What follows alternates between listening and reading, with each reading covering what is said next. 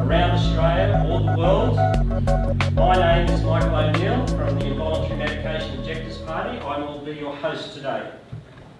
We'd also like to acknowledge the traditional custodians of this land and pay our respects to the elders past, present and future, for they hold the memories, traditions, culture and hope of Indigenous Australians.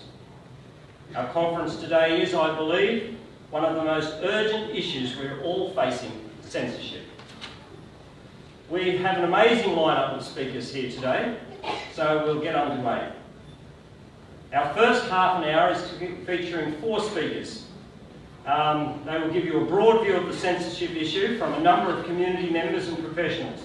We will then move on to our 5 keynote speakers from 1:30 with Jamie McIntyre. We will break for an intermission from 3 p.m. to 3:30, and then the question and answer at 4:30, and we'll finish at 5 p.m. Actually, I think we've missed Judy Weilenwell too before the break as well. Now, our first speaker today is Kathy. Kathy is the mother of a vaccine-injured child, and she now considers herself an ex-vaxxer. We can all identify with that. She has researched the topic extensively. She's very passionate about sharing her story, and she hopes that it may save others from a similar fate. Welcome, Kathy.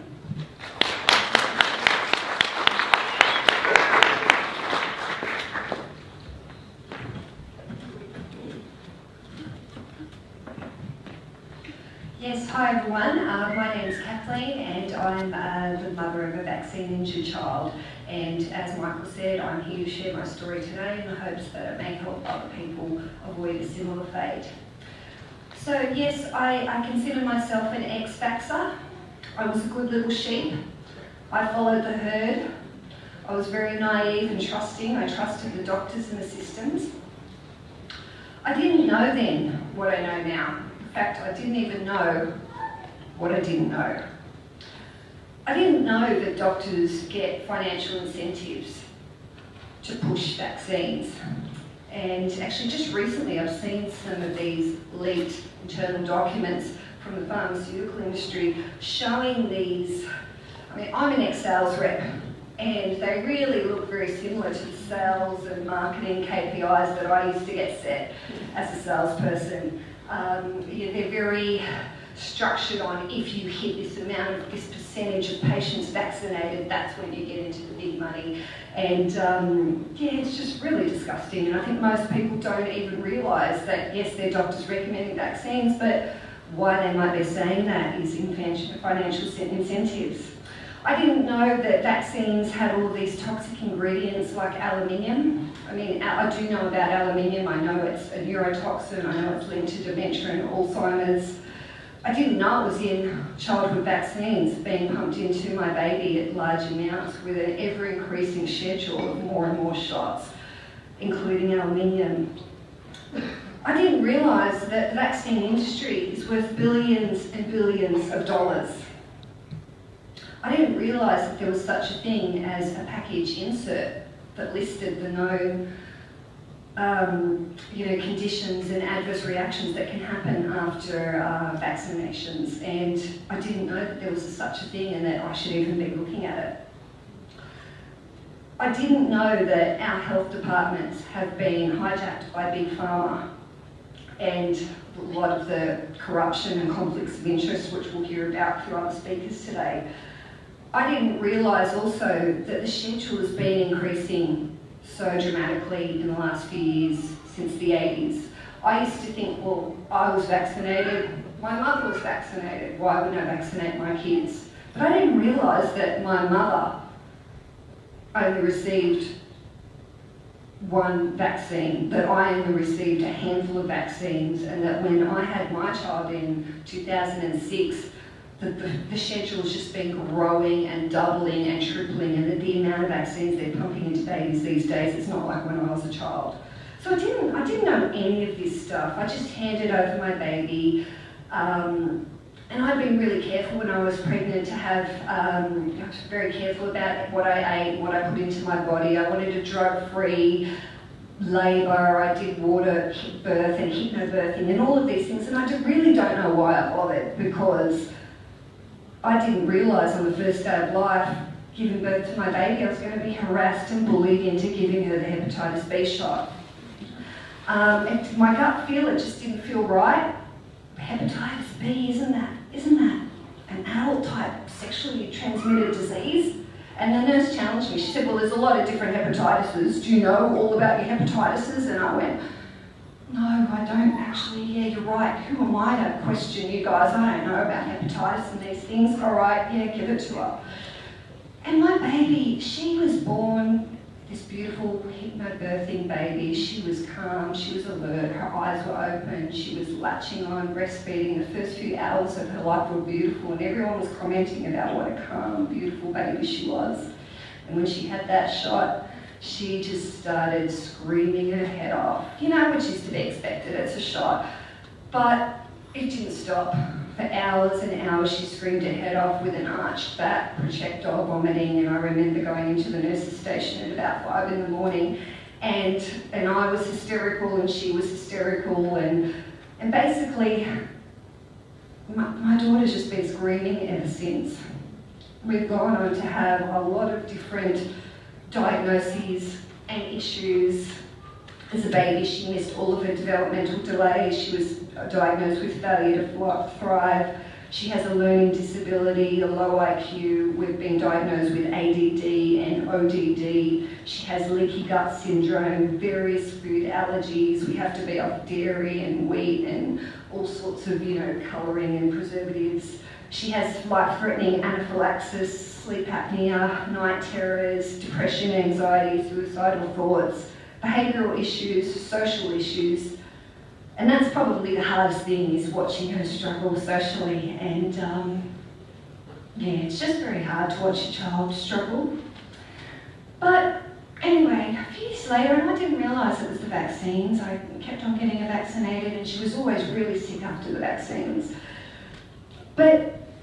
And I started doing the rounds with the paediatricians and the psychologists and the gastroenterologists and the allergists and the speech pathologists and the sleep studies and the sleep specialists and all of this stuff. And people were really, happy to prescribe certain things and give me different protocols, but nobody could tell me why.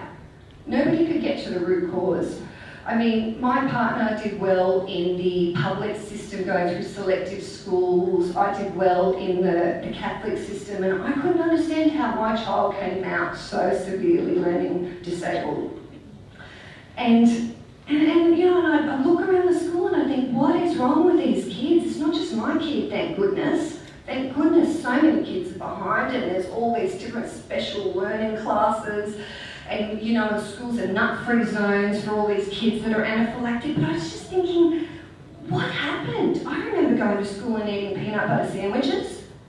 I never saw anybody with autism. I remember watching the movie Rain Man and saying to my mum, what is this? And she said, you'll probably never ever meet anybody with autism. It's really rare. And yet now my kids are at school and it's just so common. So I've been wondering for years, what is going on with the kids of Australia? I think, is it the fluoride in the water? But hang on, we had fluoride. Is it all the junk food or preservatives in the food? No, we had all that. What's changed? And it wasn't really till I took my daughter to a naturopath who told me about some scientific studies linking anaphylaxis to vaccines, and I thought, no, you're crazy. There's nothing wrong with vaccines. Surely they test them and they know they're safe. They couldn't release unsafe vaccines. But I went in and did some research to prove this naturopath wrong, and I was shocked at how much scientific literature I found linking vaccines to autism, to neurological disorders, to anaphylaxis, to food allergies, to autoimmunes, to all of these things that we're facing today with the kids of Australia that seem to be an epidemic rises. So I started to realise that, you know, it could have been the vaccines. And basically then I've become an ex-vaxxer. I'm big in the movement. And over the years I've been looking and watching at the vaccine industry's responses to certain situations. And basically, it paints a very incriminating picture when you take a step back and look at the big picture of certain things they've done at certain times. I know in the movement we've all heard about the bad batches or hot lots and cluster deaths that were happening in the 80s, when there'd be a bad batch and a certain, you know, it's happened to a friend of mine, a lady I know, Angie. Her son had a vaccine, went into seizures, was rushed to hospital. At the hospital that night, they found 4 other babies that had been vaccinated that day that were rushed into hospital fighting for their lives. And all these parents got together and realised it was the vaccines, and 2 babies died that night. And, you know, years later when it went to the coroner's courts, those deaths were reported as deaths of unknown causes. But all of the parents were screaming blue bloody murder and blamed the vaccines. You know, so we know that when issues like that were starting to surface, what did the pharmaceutical industry do? Oh, we better split up the batches. So now when there's a bad batch and people are dying, at least the deaths are split out over the country and they don't look as suspect. Is that time? Yes, it is. I had a lot more to say, but I think I've rambled on and haven't made my points quick enough, but I'll leave it there. But thank you so much.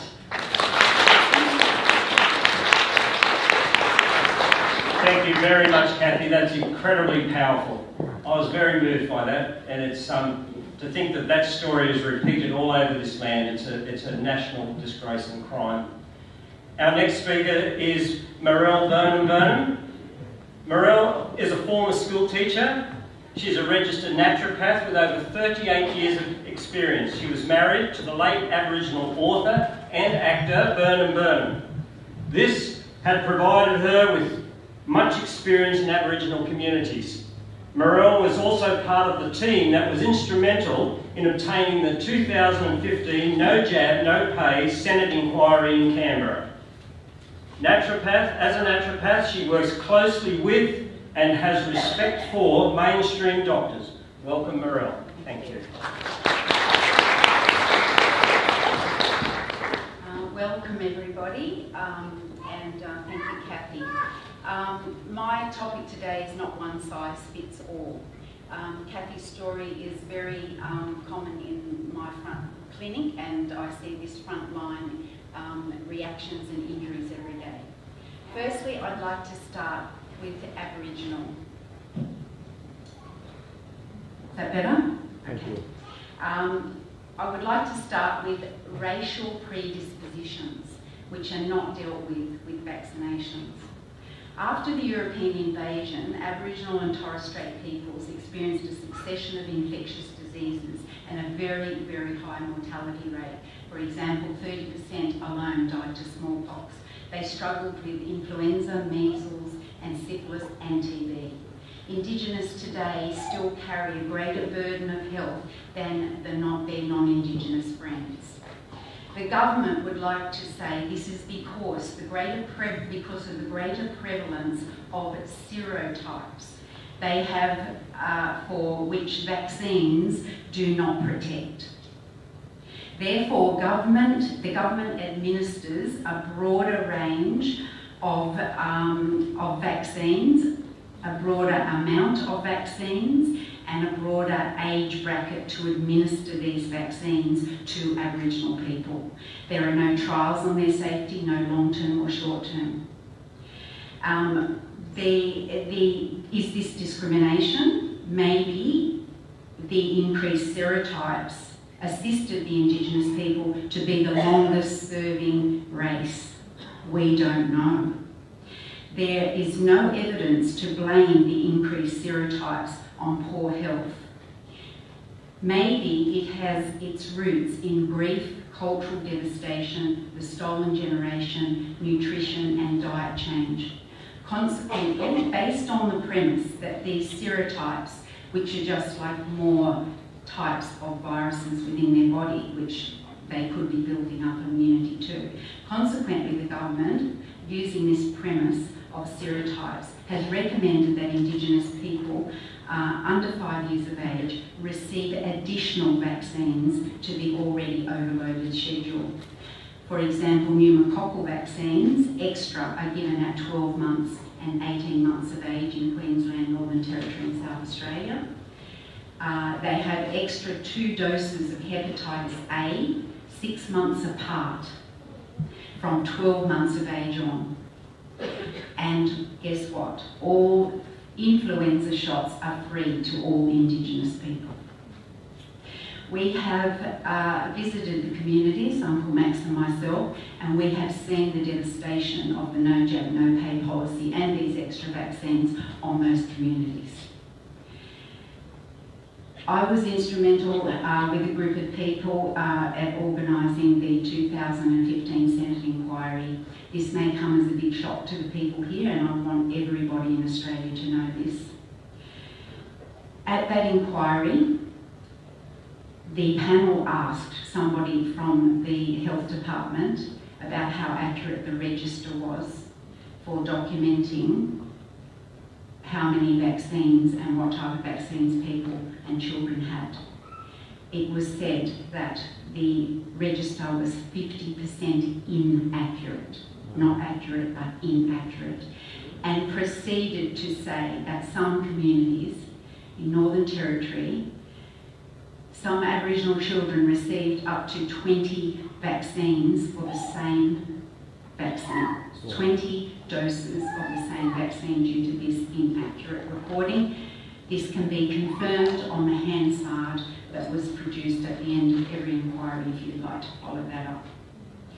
Aboriginal people have had their vitamin D lowered because they cover up and they don't hunt and gather as they did.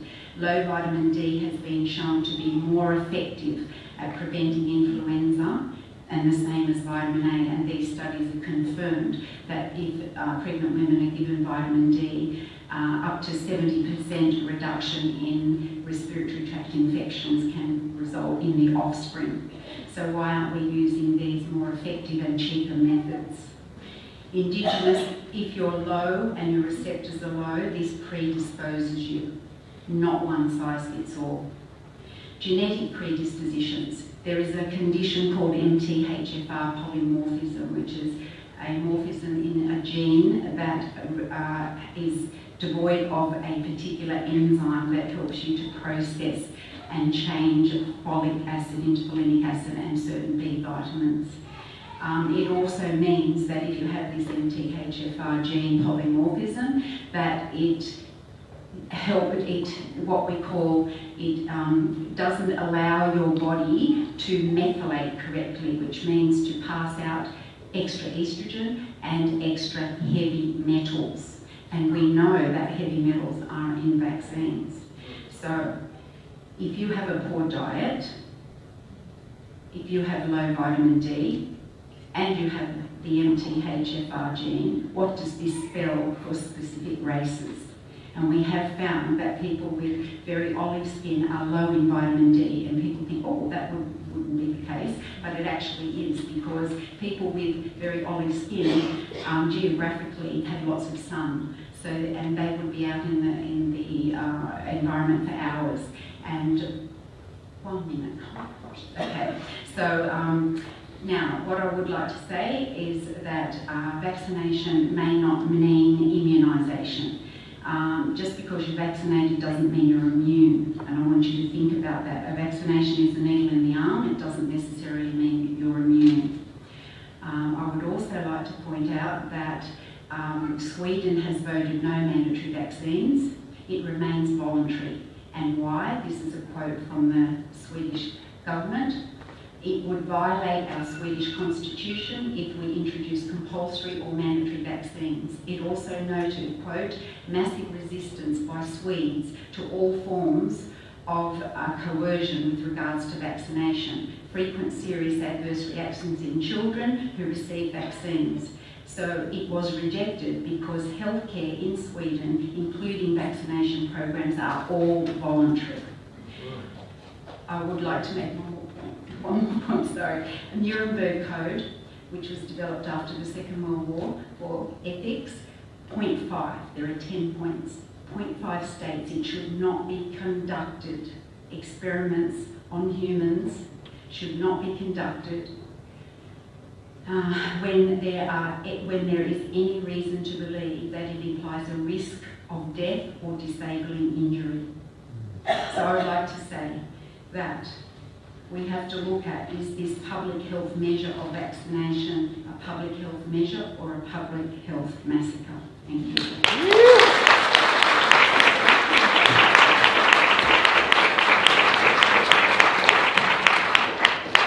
Thank you very much. Thank you very much, Meryl. That was very enlightening, very wonderful. A very sad story. It's hard to believe that such an assault would be happening in this country, the bulwark of freedom, a country where people flock to for many years to come and find freedom. We fought wars on it to take people that we believed that were being enslaved or as a threat to freedom. We are currently at war, and this war is about your right to live and treat your body how you would choose to. Of course, they leverage this through care for children and the great safety mantra, and of course our children become pawns in this, because even though we as adults might be able to say to them, but what can we do with our children? They have the power to take these children and enslave them and take them off us. I had that threat myself when my child was young over a medical procedure, and I'll tell you, it's a horrific experience, and it's something that no Australian should undergo. When we think of this war for our freedom, I think of in times past, and you can read some of the great poetry, like I was thinking of Kipling. He wrote, all we have of freedom, all we use and know, this our fathers bought for us long and long ago. Long forgotten through bondage, dwarfing heart and brain. This our fathers died to loose, but they shall bind again. Our forefathers understood the fight than what it's worth to fight to give freedom. They gave their lives for freedom. And we are here on the precipice of losing our freedom. People are losing their freedom on questionable medical practices that only enrich a certain section of our society. The shareholders and the pharmaceuticals. It's a crime against humanity, and it's being enacted in here. And just like great crimes have been perpetrated on peoples in the past, it's gone unreported. The media, who should be the whistleblowers and watchdogs of injustice in our society, have become complicit in this great crime. The media, traditionally, they not only are not blowing the whistle on it, they have become the vehicle of the propaganda, the vehicle of persecution against fellow Australian citizens. It's horrific. This compelled me and some friends of mine to look at the political landscape and say this has got to change, and for that reason we formed the Involuntary Medication Objectors Vaccination Fluoride Party. We saw all these issues as very important and as assault on the freedoms of Australia, and we can come to meetings like this, we can protest in the street, but the decisions are made down there in Canberra. I'm not sure where East or West is here. It's down there that these decisions are made, and we have no one that's actually fighting for the rights of Australians on this issue. It's a long shot, but we are very passionate to go and contest at the next election seats in the Senate as a one-issue party. One issue, that's all we're concerned about. Everything else is leverage. We don't care about their silly budget. Well, it's a budget for all the people. Obviously, we have some sort of care, really. But it's leverage for the greater issue that all of you people, I presume, are passionate about, and that is the forced medication of our children and ourselves. It's only going to get worse and worse.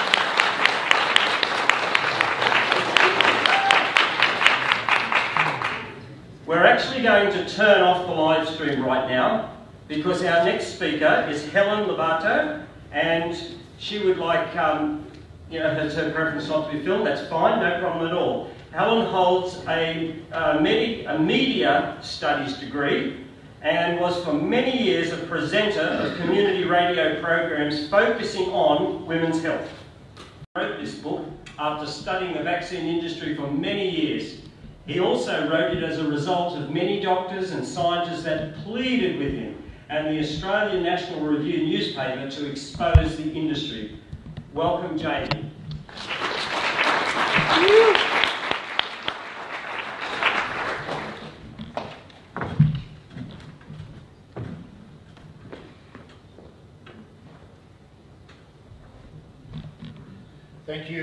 Thank you, Michael. Is that loud and clear? Yes. It's great to be here today. Thank you for the organisers today for inviting me. It's quite a. Are we going through this or are we going to go through this? How's that? It's an honour to have the opportunity to share with you. I know this is a very sensitive topic. Vaccinations, and so sensitive that today one of the things we're talking about is freedom of speech in Australia, or perhaps the lack of it. This topic is so sensitive that if I was from, say, overseas, or any of the speakers here today were from outside the country, they would be banned from coming into this country to share with you today. So I guess it doesn't matter what our position is on vaccines. I think we'll all agree that we're meant to live in a democratic society, and we're meant to have freedom of speech. So whether you're pro-vaxxer, anti-vaxxer, ex-vaxxer, over-vaxxer, whatever it is, we should all acknowledge that our freedom of speech in this country is under attack.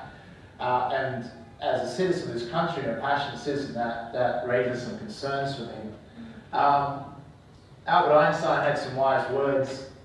The world will not be destroyed by those who do evil, but by those who watch them without doing anything. And that's really one of the compelling reasons I decided to, I guess, risk my career. I've been a motivational speaker for 20 years. I've built many companies, and to voice your concern about this industry creates a lot of powerful enemies, and that's why a lot of people remain silent. And how I ended up talking on these topics was because in 2013 I was one of the founders of Australian National Review, which was a newspaper designed to highlight the lies and expose mainstream media for their propaganda. Not on this issue. I was unaware of this vaccine issue at the time, but on many other issues, and just to have a newspaper out there that's a force for good, that can bring, create critical debate in this country and highlight certain issues. And out of my involvement at the same time, I launched a political party, and if you ever wonder why there's very few entrepreneurs in politics in Australia, if you go into politics and you have an entrepreneur, you severely attacked. So then I learned about mainstream media and how they can use character assassination to really go after people that want to highlight certain things that the powers that be don't want highlighted. But what started to happen was many doctors and scientists, and a lot of credible information was being sent to ANR, pleading with the editors of ANR to run and highlight these stories of the vaccine debate. And at that time, I was effectively a pro-vaxxer, but I was a pro-vaxxer because, like most people, I was simply unaware and uneducated about the vaccine debate. So I was only a pro-vaxxer by default because that's the way we're raised and we're conditioned in our society through social conditioning. It's whatever the government says. Generally, that's the rules. They set the rules. It's the way it is, and you'd always trust your doctor. Makes sense, like many people do. So there's no reason to ask pertinent questions. And today in this summit is really simply about asking questions. And I would propose that if the industry has nothing to hide, then asking questions, and very simple questions such as, what is in a vaccine, should not alarm, should not concern, or should not bring condemnation upon anyone. But if we're seeing in this country only recently with a certain billboard in Perth, a simple question asking, what is in a vaccine? Apparently, that's conspiracy garbage to ask that question, according to some of the health ministers in WA. It's quite a nasty and insidious billboard for daring asking a simple question. The debate has become so ridiculous. Those that oppose, those that have any concerns, valid concerns to say, maybe there's an issue with the safety of vaccines, and maybe there's an issue with the effectiveness of vaccines. They're fair enough questions. And let me ask you a question. If you raise your hand if you feel that you, as a citizen of this country, or wherever you're from, that you have the right to ask simple questions. And because you ask those questions, does that mean you wear a tinfoil hat? I don't see any tinfoil hats in this room. They said, Jamie, you're going to speak at a vaccine conference, they're all nutters. They're crazy. Which of course is not true. I've met many highly educated people, and most people that I've seen at conferences like this are above average education, not academic education necessarily, but educated about the facts. And educated people seem to be a threat to certain elements of society. So first of all, before I get into what I want to quickly talk about in our brief time today, I want to commend and acknowledge and show my respect to each and every one of you, because to be in this room you have to be an open-minded person and a critical thinker. And that's what this country needs, and that's what this world needs. I see no need for more sheep. Is it true? We need critical thinkers, and you're entitled to ask questions, whatever your views are, whether you're pro, anti-vax. I think that's just designed to divide. You look at the art of war, divide to conquer. You see in our political system, two major political parties, whether it's the Republican, Democrats in America, Liberal, Labor here. Do you believe in climate change? Do you not? Are you pro, anti-vax? It's all designed to divide and cause you to get caught up in a debate why they go ahead and selling billions of dollars worth of faulty and dangerous products behind your back. Just keep you guys distracted. Does it make sense? So I also want to acknowledge people in this room that have suffered already, whether you've suffered personally from the damages of vaccines, or I know many parents here that have suffered from having a vaccine-injured child, because you should be acknowledged at the pain, the stress and the grief that you've had to go through, and that you have to go through often in silence. And no show of hands, raise your hand if you have been or have a child or know someone that has been vaccine injured. Raise your hands. Okay, a large majority of people in this room. So, for those who are watching live stream, if there's any politicians in this country or health ministers that actually are open-minded enough to consider this debate, accordingly, you people don't exist. Does it make sense? If you're vaccine injured or your children being vaccine injured, you don't exist. And you should suffer in silence, and you're not entitled to a voice. You're collateral damage. And I think that's grossly unfair, and I would say to the politicians in this country, I'd say to health ministers in this country, please have a heart. Yes. Because you can only silence people for so long. And I would say, and I'm fortunate, I'd say, I look forward to having kids. I haven't had kids yet, but I'm just so glad that I discovered and researched about vaccines before I made that decision to vaccinate my children without knowing that. At least now I have a choice to make informed consent. And I highly disagree in this country with our no jab, no pay, and our no jab, no play policies. I disagree with them for several reasons. One, because it's coercion. We should have the choice of whether we vaccinate our children and what level of vaccination that we put into our children. Who would agree with that we should have that choice? And there's powers to be, notably the pharmaceutical industry already in America is trying to make that mandatory, and they will try here. So you have to fight. I can tell you now, if I had a vaccine-injured child, they wouldn't silence me. Does it make sense? And my encouragement to those of you in this room or watching from around this country, around this world, is don't remain silent. You need to get angry. You need to take a stand. If you look at Bernie Sanders, in America, who almost become the Democrat nominee in the last election over there, he reached a lot of people purely by being angry and highlighting the anger of people. And I'm not advocating you should be an angry person, but when something this challenging happens to you, you have every right to be angry. Because your health ministers in this country have said to you and continue to say to you that vaccines are 100% safe and they're 100% effective, and any adverse reactions are extremely rare. I call bullshit. Yes. Who else calls bullshit? And you have every right to call bullshit because it is. Regardless whether you're pro-vax or anti-vaxxer, that is bullshit. And I've said, even on Twitter, and I'll say this again because you can even say Jamie McIntyre said this if you want. I say this to health ministers, you should go and check with your lawyers before you say those words ever again. Because your words are being noted and argued in court, and they will be used against you in a court of law in the future.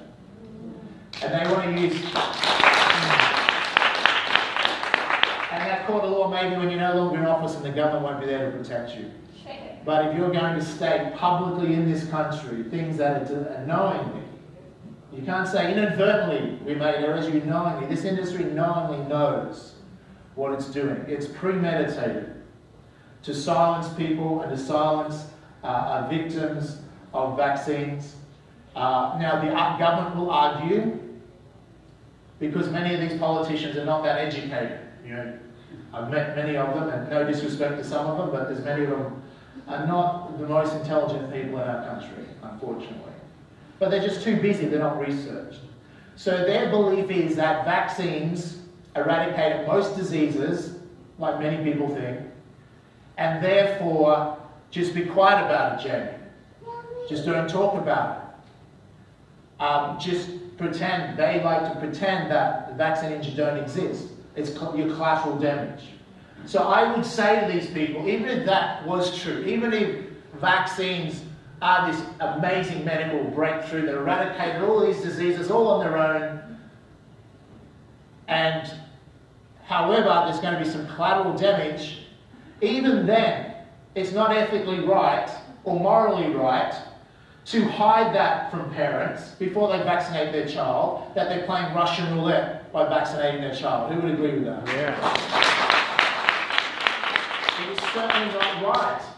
So they should still come clean and go, we believe that vaccines overall for the greater public benefit, but some of you are going to be unlucky, and some of your kids are going to be vaxxed to death. Now, of course, they're not going to say that as true, because they know that very few people would rush to be vaccinated. So they're going to lie to you. Is that true? But the other challenge with that argument is this. Did vaccines, are they the main contributor to the eradication of diseases on the planet? Yes or no? No. Speaking to you, most of you would know that that's not necessarily the case. So we now have two moral and ethical issues. One, would you be prepared to suffer collateral damage for the greater good?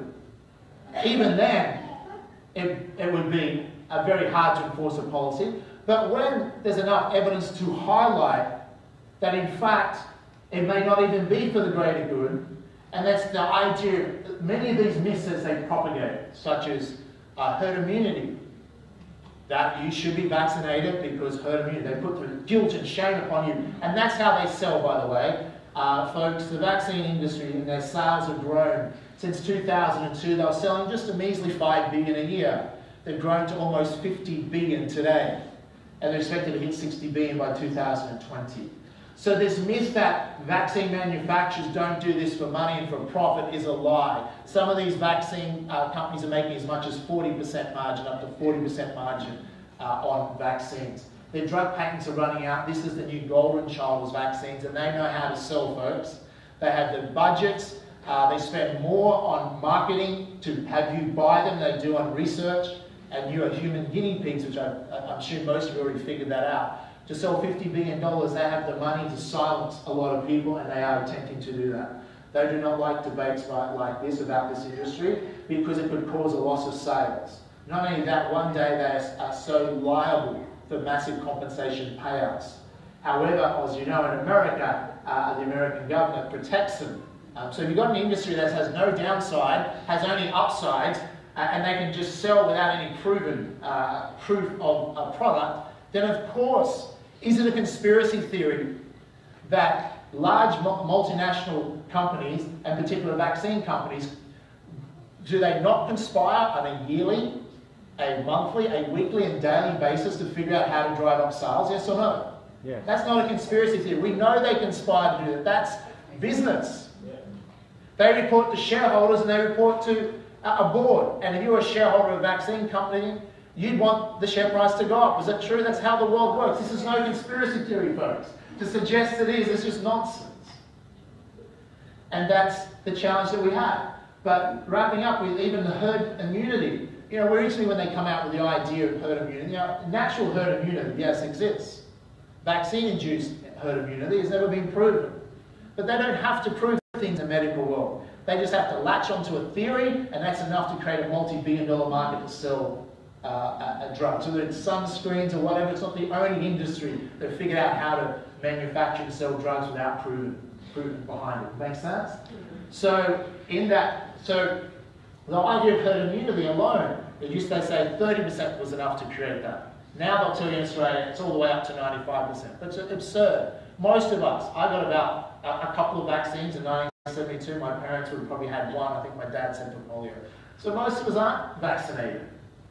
So the idea of herd immunity, what they're chasing for, is absurd, will never be achieved, but the cost of that is immense, and you're bearing the cost of that. So in wrapping up very quickly, here's what I want to suggest. I still have 5 minutes? I have 10. Sorry, you told me I was going to 5 o'clock. I thought that wrapped up. Okay, I can slow down a little bit. Do you know on average women speak 13,000 words a day, us men are only 4,000? So, let me highlight some of the other myths. Apart from all the things that we should certainly touch on, I mentioned about the record profits, the herd immunity, the eradication of diseases. You know, people say, Jeremy, well, what gives you the right to speak on this topic? You're not a doctor. And it's true, I'm not a doctor, and no offense to doctors, but just being a doctor doesn't necessarily mean you know a lot about vaccinations. Is that true? Unless you're a doctor that makes an effort into learning that. But the reason I got involved in this industry was because of doctors and scientists are sending in information, and some of them didn't want to go public because of obvious reasons. You only have to see what's happened to many doctors that have. And so I really admire the courage of doctors that speak out about it. I also have spoken to many doctors that publicly won't speak about it, or even to their patients. But you'll notice many doctors aren't vaccinated with children, or when they do, only in a very low amount in comparison to the vaccine schedules. I do find it ironic, though, about how the media will sell you. You know, they use fear. Is it true? And they're very clever. I mean, if you have $50 billion in sales, you can afford the best PR people in the country, you can afford the lobbies, the politicians, and then normally mainstream media, the media is meant to be the scrutinizer that exposes industries. But just look like with asbestos. Remember, for years we were told asbestos was safe, they put it in our buildings, etc. But after enough decades, eventually enough whistleblowers and enough noise is made that they acknowledge, the government acknowledges, hang on, asbestos is not healthy, it's dangerous, and they now have it removed.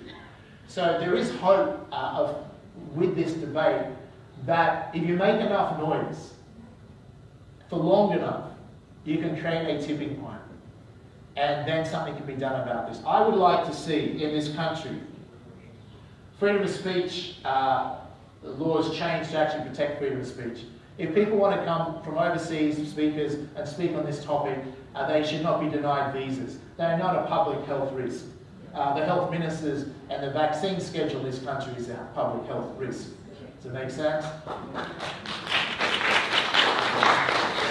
If the industry has nothing to hide, I challenge the industry, and I challenge journalists that work for a mainstream media. If you don't think there's a conspiracy to hide this sort of stuff, if you're a journalist in this country, write a story. Write a story on the legitimate concerns that parents have in this country, and doctors and others, on the safety and effectiveness of vaccines. Write that story. And if you don't think there's a conspiracy to silence it, then try and get it printed by Murdoch Papers or Fairfax Media. And you will find that, one, it won't get printed, or it does get printed, the editor will do some clever editing to the title of that. This industry is so outrageously pathetic and deserves to be exposed. I'll give you an example. And Rupert Murdoch has a lot to answer for, the Murdoch Press. Because the no jab, no pay policy was not introduced. I don't recall having a referendum on it.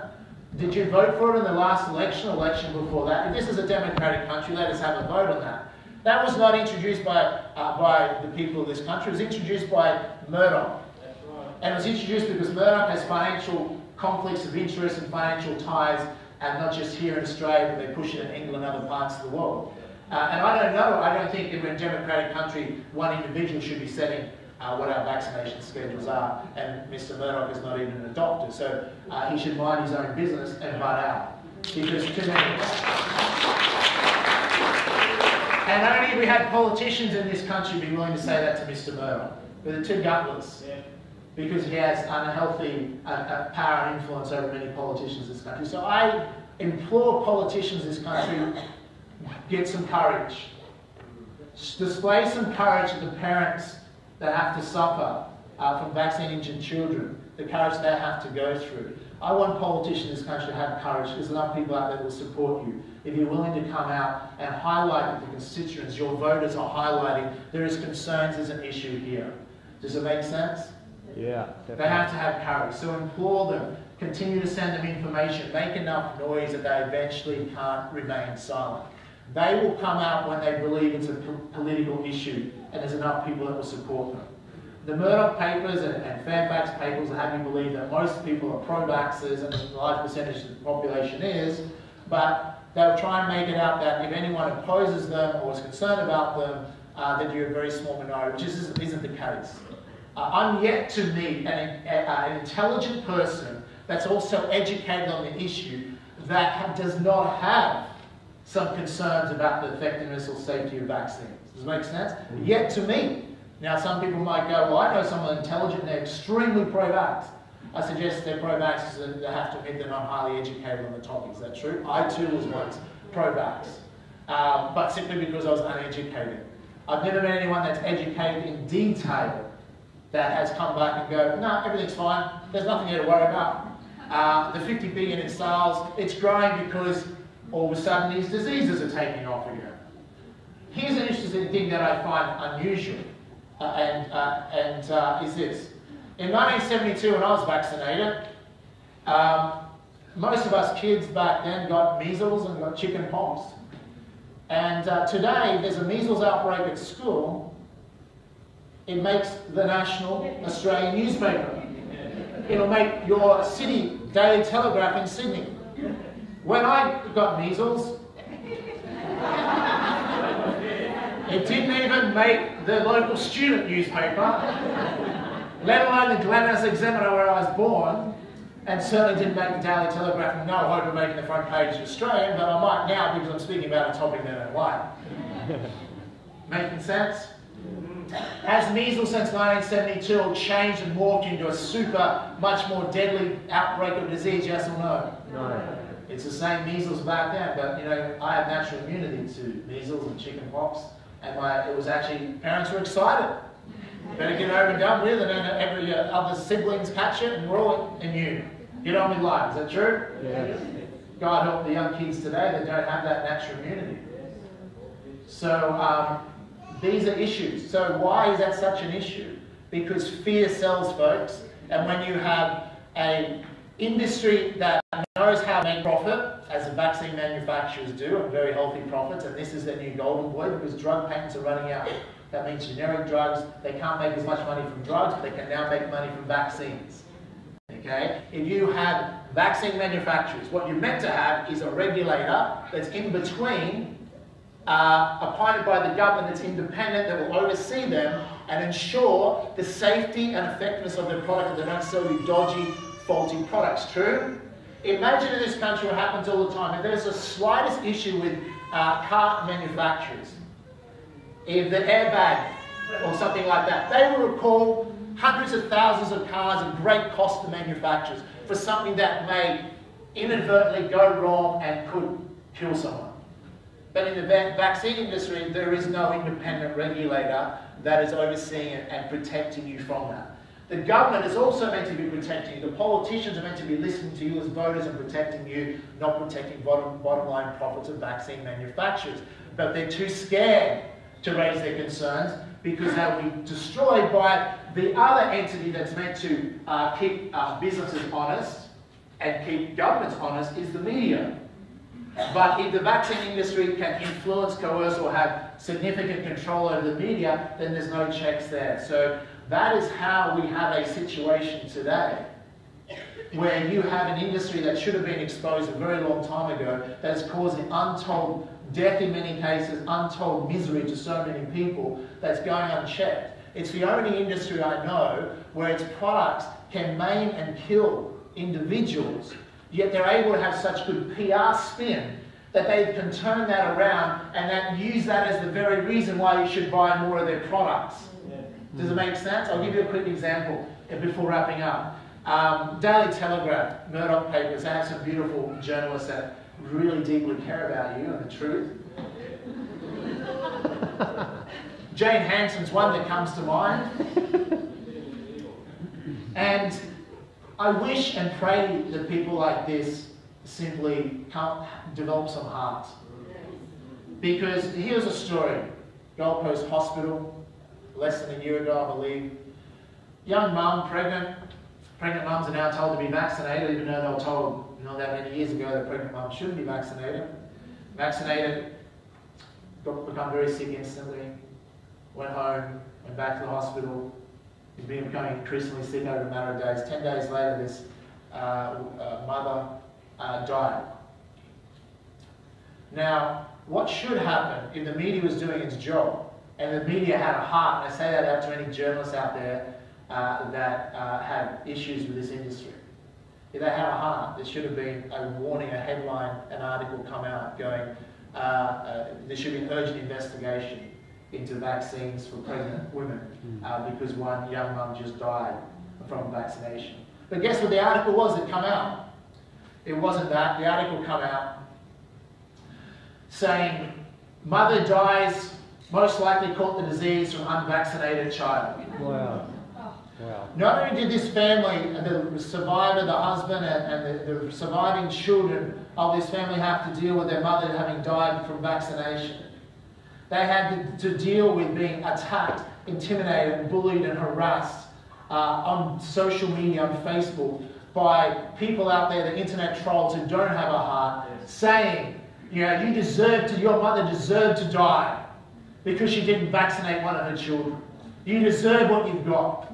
Now, is this what Australia is coming to? It's becoming so heartless that that's who the people in this country are becoming to, and that's occurring because the media supports that, because politicians are too gutless to take a stand and speak for the truth, and we have an out-of-control industry that's making $50 billion a year in sales and not going to stop if only a few of us are making some noise. We'll only stop when we unite and enough of us stand up and get really angry and make enough noise and say enough is enough.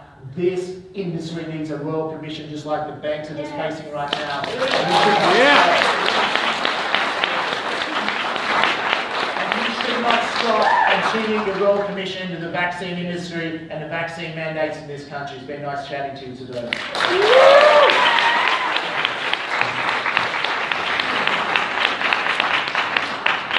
Well done, Jamie. Very, very eye-opening. Very inspirational. This is a great blight on our country. But our next speaker today is Elizabeth Hart. Elizabeth is an independent citizen investigating vaccination policy and practice, particularly the overuse of vaccine products. She has a BA degree majoring in politics and philosophy at the University of Adelaide and has experience in scientific literature researching. This background has assisted her in researching and challenging over-vaccination. She is particularly interested in the ethical aspects of over-vaccination, especially government-mandated vaccination. She believes that the potential conflicts of interest of academics working in the area of vaccine development and promotion, and the influence of these academics on government policy needs to be examined. Welcome, Elizabeth.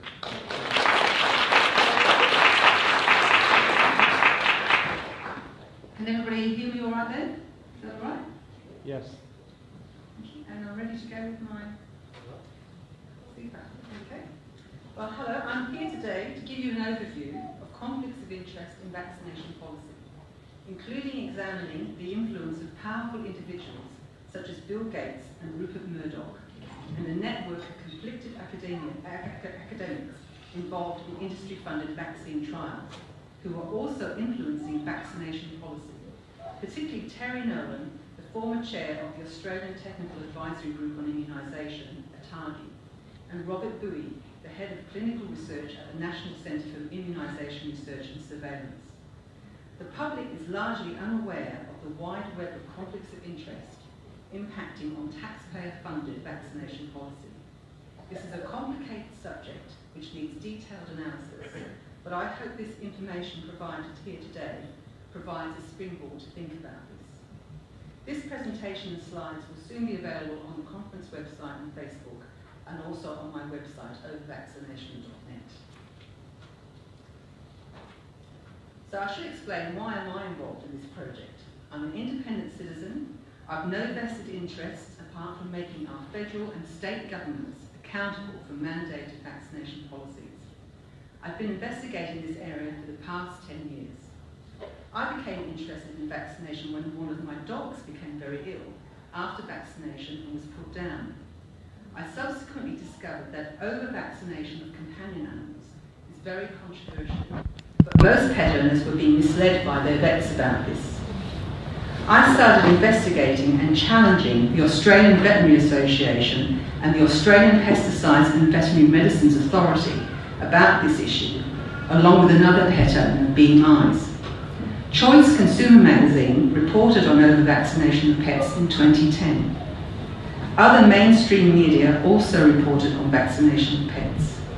Things have changed a lot since then, and now the media generally won't touch anything critical of vaccination.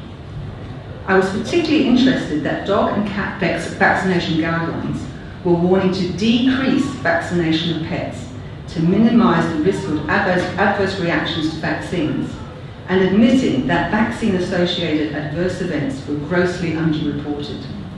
This set me thinking about comparisons with human vaccination, where vaccination is going through the roof, and effective vaccine safety surveillance is not happening.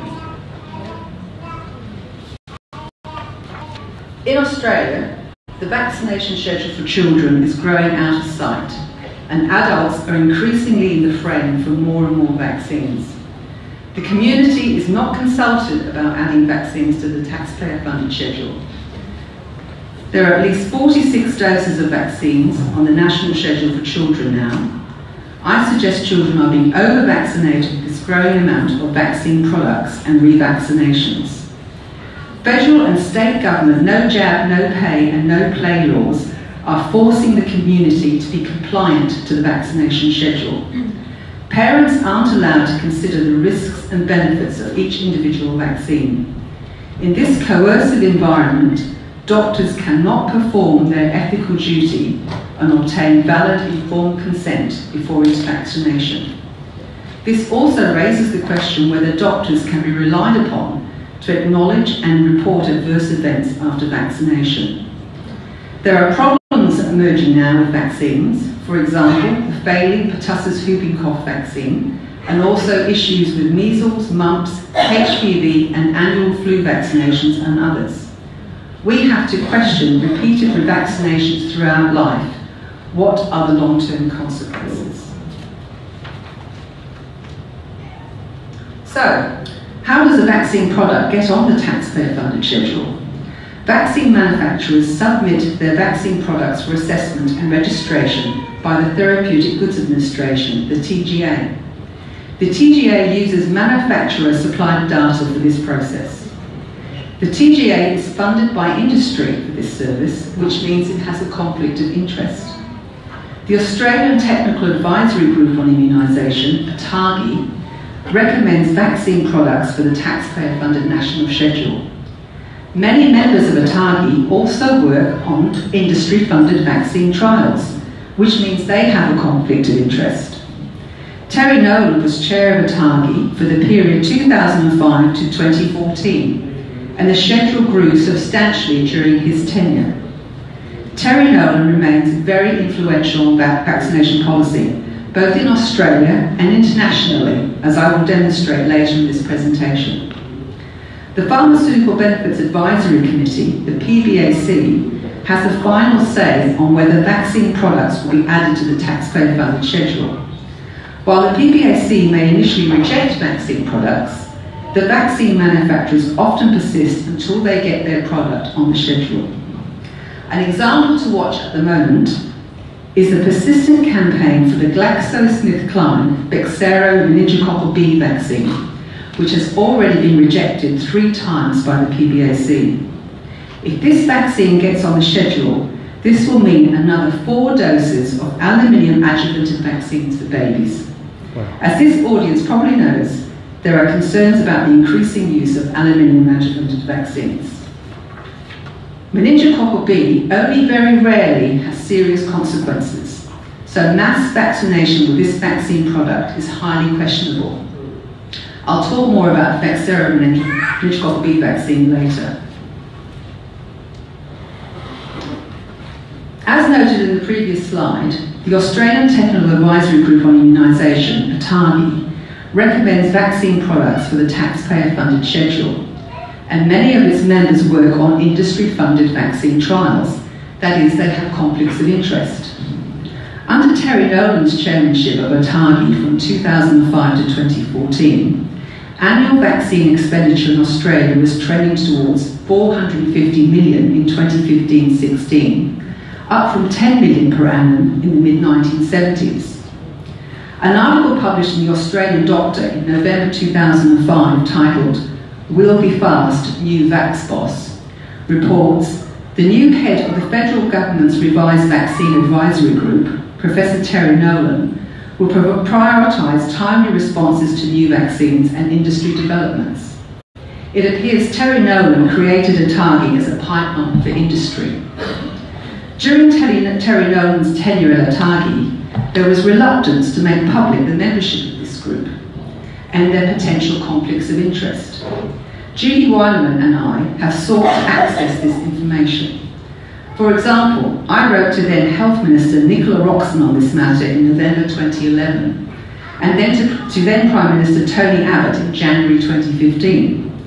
Only in recent years has inadequate conflict of interest information from members of ATAGI become publicly accessible, and there is still no historical information about previous members, such as former ATAGI chair Terry Nolan. For example, the Murdoch Children's Research Institute, Murdoch's mother, Dame Elizabeth Murdoch, and continues to be supported by the Murdoch family.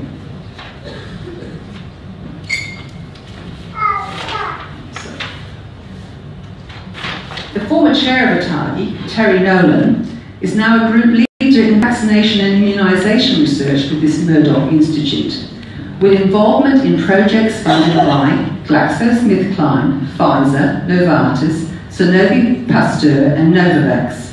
He's been involved in studies regarding the Bexsero meningococcal B vaccine.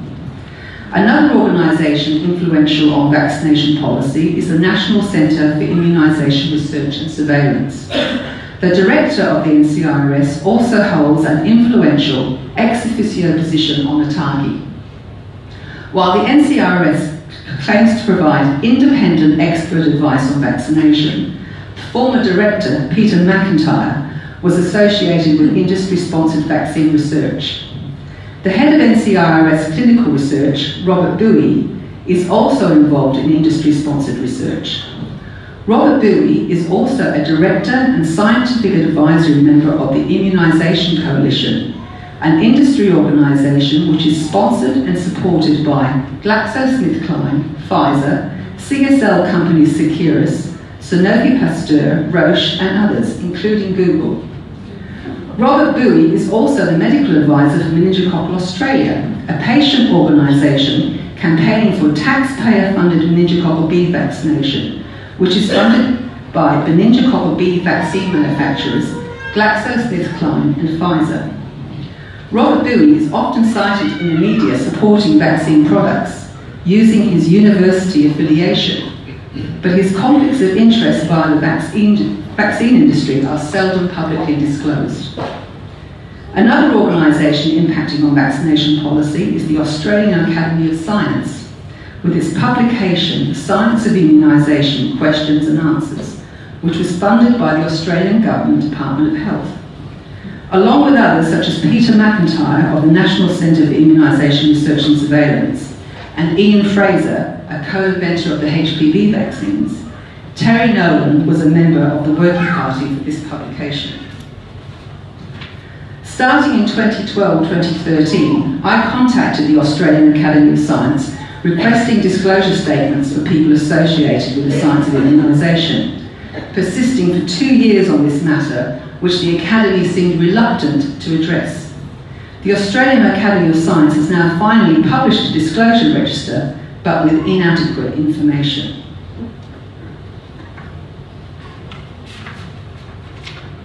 I've mentioned how vaccine expenditure has risen dramatically in Australia. This is a worldwide phenomenon, with the global vaccine market predicted to rise from US 5.7 billion in 2002 to more than US 77.5 billion in 2024, a more than 13-fold increase. Pharmaceutical companies are now seeing vaccine products as a crucial path to market growth.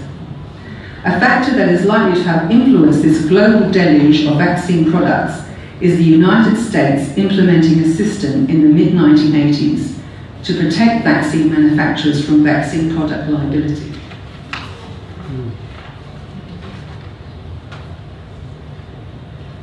A number of organisations are facilitating the booming vaccine market for pharmaceutical companies.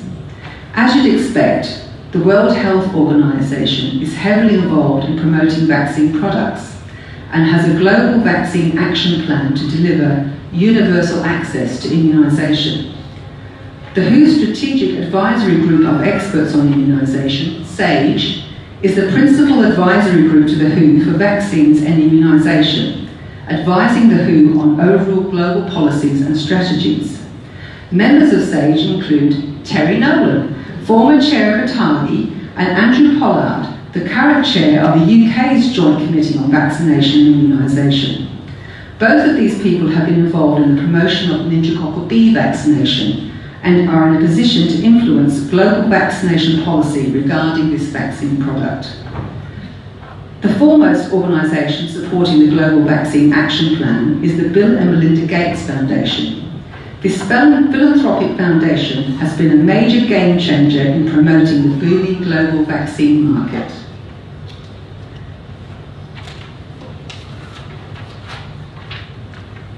The Bill and Melinda Gates Foundation is the largest philanthropic foundation in the world, with an endowment of US $42.9 billion as at 2015. The report, Philanthropic Power and Development, Who Shapes the Agenda, provides valuable critical analysis of the power and influence being exerted by the Gates Foundation, including in regards to international vaccination policy. This report is essential reading to understand the influence of powerful individuals on vaccination policy affecting us all. Bill and Melinda Gates have been involved in vaccine promotion since 1998, with the creation of their children's vaccine program, and subsequently supported meetings that led to the creation of the Global Alliance for Vaccines and Immunisation, that's Gavi, which works with vaccine manufacturers. The Gates Foundation sees vaccines as a quick-win solution to global health challenges, and with their donations of billions of dollars to this cause, have become the dominant player in setting the international vaccination agenda, with the WHO and others to do their bidding. While many would see the Gates further for vaccination as a laudable pursuit, it should also be considered if the Gates Foundation's emphasis on vaccine solutions for multiple health problems is undermining other more holistic approaches to health policy. With the Gates Foundation being firmly wedded to vaccination ideology as a magic bullet for the world's ills, would any insiders have the courage to broach potential problems with repeated revaccination throughout life. The Bill and Melinda Gates Foundation is wielding its influence via a wide range of organisations. Now, even the supposedly independent, evidence-based medicine Cochrane Group has joined this gravy train and accepted funding from the Gates Foundation. Cochrane promises to gather and summarise the best health evidence from research to help you make informed choices about treatment. But can we trust Cochrane to objectively review data on vaccination with their Gates connection? The World Mercury Project provides a critique of Cochrane in the article, "Are Cochrane Reviews Truly Independent and Transparent?" Cochrane has other conflicts of interest, including the stifling of criticism of a review on aluminium and vaccine safety prepared by Cochrane authors published in 2004. This review promoted aluminium adjuvanted vaccines as being safe, despite being based on data of low methodological quality. Despite a lack of good quality evidence, these Cochrane authors unaccountably recommended that no further research be undertaken on this topic. Cochrane remain under challenge from me for their far-reaching effects of this poor quality review, as detailed on my website.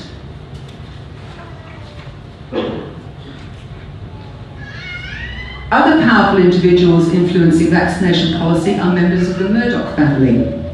The International Murdoch Media Group, now known as News Corp and headed by Rupert and Lachlan Murdoch, pursued a relentless media campaign for over 2 years in its Australian newspapers, such as the Daily Telegraph and the Herald Sun and others, demanding no jab, no play. This campaign was obligingly adopted as policy by then Prime Minister Tony Abbott, with cross-party support from Bill Shorten and Greens leader Richard Di Natale. Richard Di Natale played an influential and biased role in the Senate hearing on the No Jab, No Pay bill, which should be subject to investigation, as should the involvement of the coercive vaccination lobby groups, Friends of Science in Medicine and SAVN, which were represented by Sue Araki, David Hawkes, John Cunningham and Patrick Stokes. Following the farce of the Senate hearing, the No Jab, No Pay law was enacted in January 2016 under Malcolm Turnbull as Prime Minister. While running their No Jab, No Play campaign, the Murdoch Media Group did not clearly disclose their conflict of interest in this matter. That is, the Murdoch family's involvement in vaccine research and development via the Murdoch Children's Research Institute, founded by Rupert Murdoch's mother, Dame Elizabeth Murdoch. Lachlan Murdoch's wife, Sarah Murdoch, has been on the Murdoch Children's Research Institute Board of Directors since 2014 and has been the organisation's ambassador since 2000.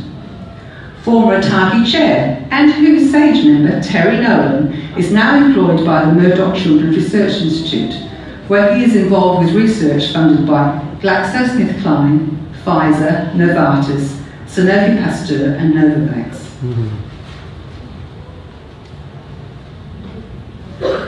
The National Immunisation Conference, regularly held by the Public Health Association of Australia, illustrates the cosy relationships between federal and state governments, policy influencers such as the National Centre for Immunisation Research and Surveillance, and the vaccine industry, for example, GlaxoSmithKline, CSL company Seqirus, Pfizer and Sanofi Pasteur. The Australian Government Department of Health was the principal sponsor of this conference, recently held in Adelaide, showcasing vaccine products, including the GlaxoSmithKline Bexsero meningococcal B vaccine. The South Australian Government was also a principal partner. Australian Health Minister Greg Hunt gave the opening address at this conference, with keynote speakers including the Australian Government's Chief Medical Officer, Brendan Murphy, along with many other speakers from the conflicted network of academics influencing vaccination policy.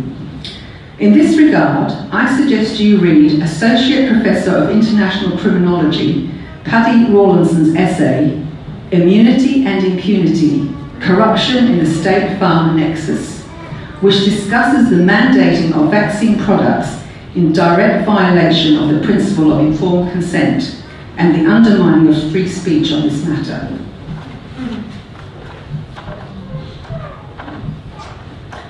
As mentioned previously, the National Centre for Immunisation Research and Surveillance's Robert Bowie is also a director and scientific advisory member of the industry-funded Immunisation Coalition, a significant part of the network influencing taxpayer-funded vaccination policy in Australia, being sponsored and supported by GlaxoSmithKline, Pfizer, CSL company Seqirus, Sanofi Pasteur, Roche and others, including Google. Members of the Immunisation Coalition, particularly Robert Bowie, are often quoted in mainstream media articles supporting vaccine products, without clear disclosure that this is an industry-funded body.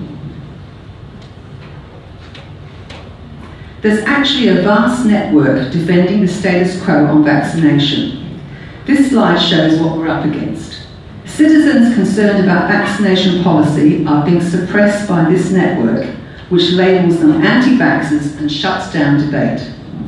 For example, the university and government-funded The Conversation website publishes articles relevant to vaccination policy and censors citizens who question these articles. The Conversation also supports members of the coercive vaccination lobby groups, Friends of Science in Medicine and SAVN, that is Sue Iraqi, David Hawkes, Rachel Dunlop and Patrick Stokes. The Australian Medical Association and the Australian Health Practitioner Regulation Agency, AHPRA, also protect the status quo for the vaccine industry, aided and abetted by doctor websites such as Medical Observer and MJA Insight. And of course, the mainstream media provides biased coverage on vaccination policy, led by the Murdoch Media Group, which is conflicted by the Murdoch Families Association with the Murdoch Children's Research Institute.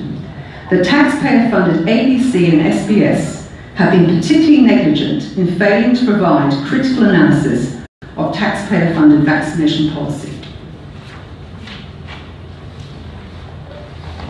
Right now, yet another vaccine product is being pushed for the national schedule, the GlaxoSmithKline Bexsero meningococcal B vaccine.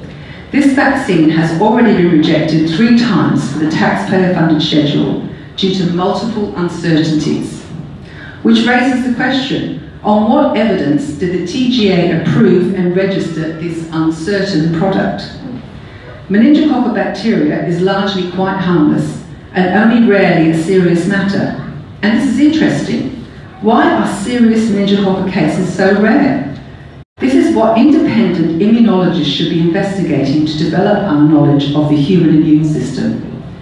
Despite the rarity of serious meningococcal B, the South Australian government is considering implementing mass vaccination of children, thereby ignoring the federal government's PBAC evaluation process.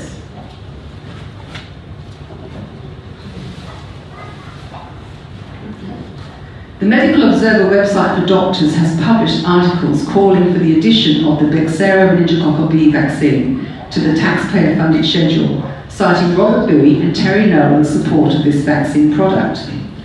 Robert Bowie referred to the UK adding the vaccine to its childhood schedule to justify adding it in Australia, but failed to reveal the Bexsero vaccine product was also originally rejected in the UK. A decision that was overturned after intensive lobbying by vested interests and when a person involved with the development of the Bexsero vaccine product, Andrew Pollard, became chair of the UK's Committee Approving Vaccine Products, the Joint Committee on Vaccination and Immunisation. Another blatant example of conflict of interest. In South Australia, a Bexsero meningococcal B vaccine trial funded by GlaxoSmithKline is underway, involving up to 60,000 students. An article published in the Murdoch Advertiser newspaper says, it is hoped the findings will provide a strong push to get the vaccine on the taxpayer-funded National Immunisation Programme. A ATAGI member, Helen Marshall, is the lead investigator on this GlaxoSmithKline funded trial, which appears to be biased from the outset. Given her role on ATAGI, Helen Marshall has a serious conflict of interest. A TV advertisement urging students to participate in this trial says, help protect yourself while also protecting your family and friends. I suggest these students are being misled about the effectiveness of this still uncertain vaccine product. It is notable that both Robert Bowie and Helen Marshall are members of the coercive vaccination lobby group Friends of Science in Medicine, which was influential at the Senate hearing where the no jab, no pay law.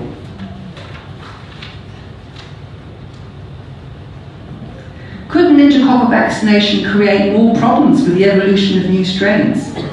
Dr. Norman Swan asked this question when discussing meningococcal W on the ABC's Health Report in January 2017. It's notable that after a media campaign in Victoria and Western Australia, the PBAC has fast-tracked approval for the Pfizer Nimenrix ACWY meningococcal vaccine for the National Taxpayer-Funded Schedule based on ATAGI advice. This vaccine product will be on the schedule from July 2018. So where are we going with this? Working our way through the meningococcal alphabet? And there's some information there about people I've been talking about you can look at online. And so I'll just conclude. Where are we headed with this ever-increasing number of vaccines and revaccinations? Is it feasible to vaccinate against every ailment, including rare diseases such as meningococcal B? What does the future hold for highly vaccinated populations? Will future generations be made dependent on vaccine products, with natural immunity being destroyed? What does the future hold with pharmaceutical companies and governments controlling immunity? What about the vaccine failures that are now emerging, for example, pertussis, whooping cough, and problems with other vaccines? There are parallels to consider with the emerging problems in the overuse of antibiotics and overprescribing of other medical products such as opioids and antidepressants. We need independent, big-picture thinkers to consider the frightening possibilities with the overuse of vaccines.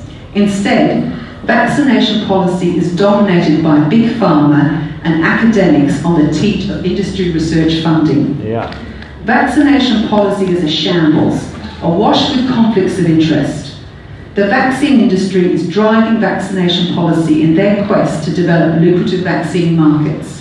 There must be an independent and objective review of the burgeoning and conflicted taxpayer-funded vaccination schedule.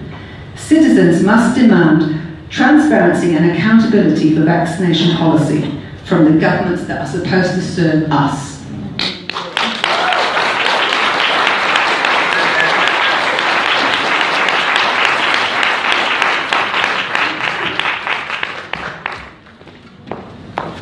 Thank you very much, Helen. It's a wealth of information there.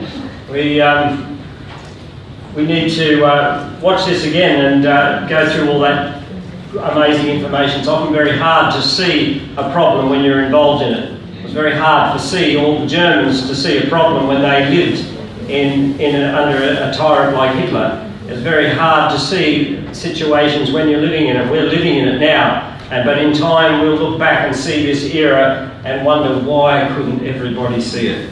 We're always wise after the act, but here we are. It's our, you brave souls and us, we all have an opportunity to make a protest about this. But our next speaker is Dr. Judy Weileman. Judy is was a science teacher for 20 years before completing a Master of Science degree, Population Health, in 2007 at the University of Wollongong, New South Wales. She also lectured in environmental health issues at Murdoch University in Western Australia. In December 2015, she completed a PhD investigating the science and politics of Australians' vaccination policies. Her PhD is entitled A Critical Analysis of the Australian Government's Rationale for its Vaccination Policy, and it covers the history of the decline of infectious diseases in Australia and an assessment of the rigour of the science underpinning the Australian Government's claims that vaccines are safe and effective. It also covers the human rights issues of mandating, with financial inducements, coercion, a medical intervention in genetically diverse populations. Welcome, Dr. Weileman.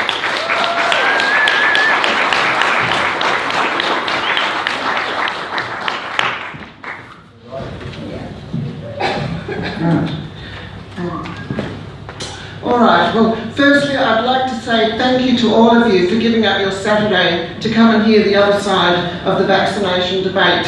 You're clearly part of the thinking population, so congratulations. I'd also like to say welcome to Australia, where university research can be excluded from public debate and ridiculed, and where parents and citizens have to, on their days off, fundraise to advocate for their health rights in government policies. This is where we are at today. And I need to point out that when academic research is suppressed, we get indoctrination. And currently the Australian government has started a $5 million education campaign in institutions, schools, right through the curriculum, in hospitals. But this is not an education campaign when the other side of the scientific debate is ignored. So today, I'm going to, our topic today is the censorship of the vaccination debate. And is this a protective health policy? Now this is a huge topic, and I've only got 30 minutes to try and get this information across to you in a way which I hope will be beneficial to you in making decisions about your children's health. So I'm going to talk about some specific examples of how my research has been suppressed, and I'm also going to try and give you the key as to why there's been so much effort by the lobby groups in suppressing this research. What are they trying to hide? Now, for those of you that have followed my research, you will have noticed that in November last year, we had the Lord Mayor of Sydney, Clover Moore, coming out in the papers and claiming that I should not be presenting my university research in council forums because this is a risk to public health. My university research. In traditional times, university research was used as the basis of government policy. But this would seem like in 1984, George Orwell. Now, apparently, university research is a risk to public health. And this has also happened in Melbourne. The Melbourne Council has also said I'm not to present my research on vaccination in council venues. And of course, here we have the brilliant Perth billboard, which asked a very simple question: what is in a vaccine? And the government and the AMA were very threatened with this question. The media blew up. Again, we had our health minister, Roger Cook, the WA health minister, claim that this was a risk to public health, and we must look at ways to legislate to prohibit the public from discussing what is in a vaccine. Now, all of you will know that your health depends upon knowing what's in a vaccine. So there is something very clearly wrong with what our politicians are saying, and our health is at risk. How can our vaccination policies be protective policies if we're not allowed to know and discuss what's in the vaccines? And this is the key. You do not need a science degree to work this out, and that's what I'm going to show you in this presentation. Now, with the lobby groups, we have industry lobby groups that have been allowed to misuse the university's complaint system, the university's logo, the University of Wollongong's logo, and their Twitter handle to provide false and misleading information about my research. And I'm going to explain to you why they've gone to such lengths to prevent you seeing the research in my PhD thesis. The PhD thesis proves that the politicians are lying in Parliament, and they are designing public health policy that is a danger to our health. And that's very simply because they are ignoring the genetics of the population. That is the critical question. If any parent was to look at what ingredients are in a vaccine, you would look at the person who asked you to put that cocktail of chemicals into your baby, and you would say, don't be stupid, you are insane. And that's why that question is so threatening to politicians. So please don't believe that you need a PhD to make decisions on this topic. The lobby groups are purposely trying to confuse you with the literature. Whenever we put something out, whenever I put something out in my newsletter, you'll often see it immediately refuted without evidence in the newspapers or on some social blog. And we are in dangerous times here in Australia because our doctors and our nurses have been gagged. Their professional boards have said they are not to discuss the risks of this medical procedure, and this has been dismissed as anti-vaccination. So I'm going to go through some of these issues in this presentation, and I want you to take your glasses off and look at this issue from a different perspective. It is not, whose interest is it to dismiss the risks of this medical procedure? It's in the corporate interest risks, industry's risks, Murdoch's interest, the corporate media. It's a self-regulated corporate media. It is their interest to tell you that this is an anti-vaccination debate. Parents are trying to talk about the risks of vaccines. So the public interest in this issue has been removed simply by claiming this is all about anti-vaccination. So as many of you have heard, this isn't a debate about pro or anti-vaccination.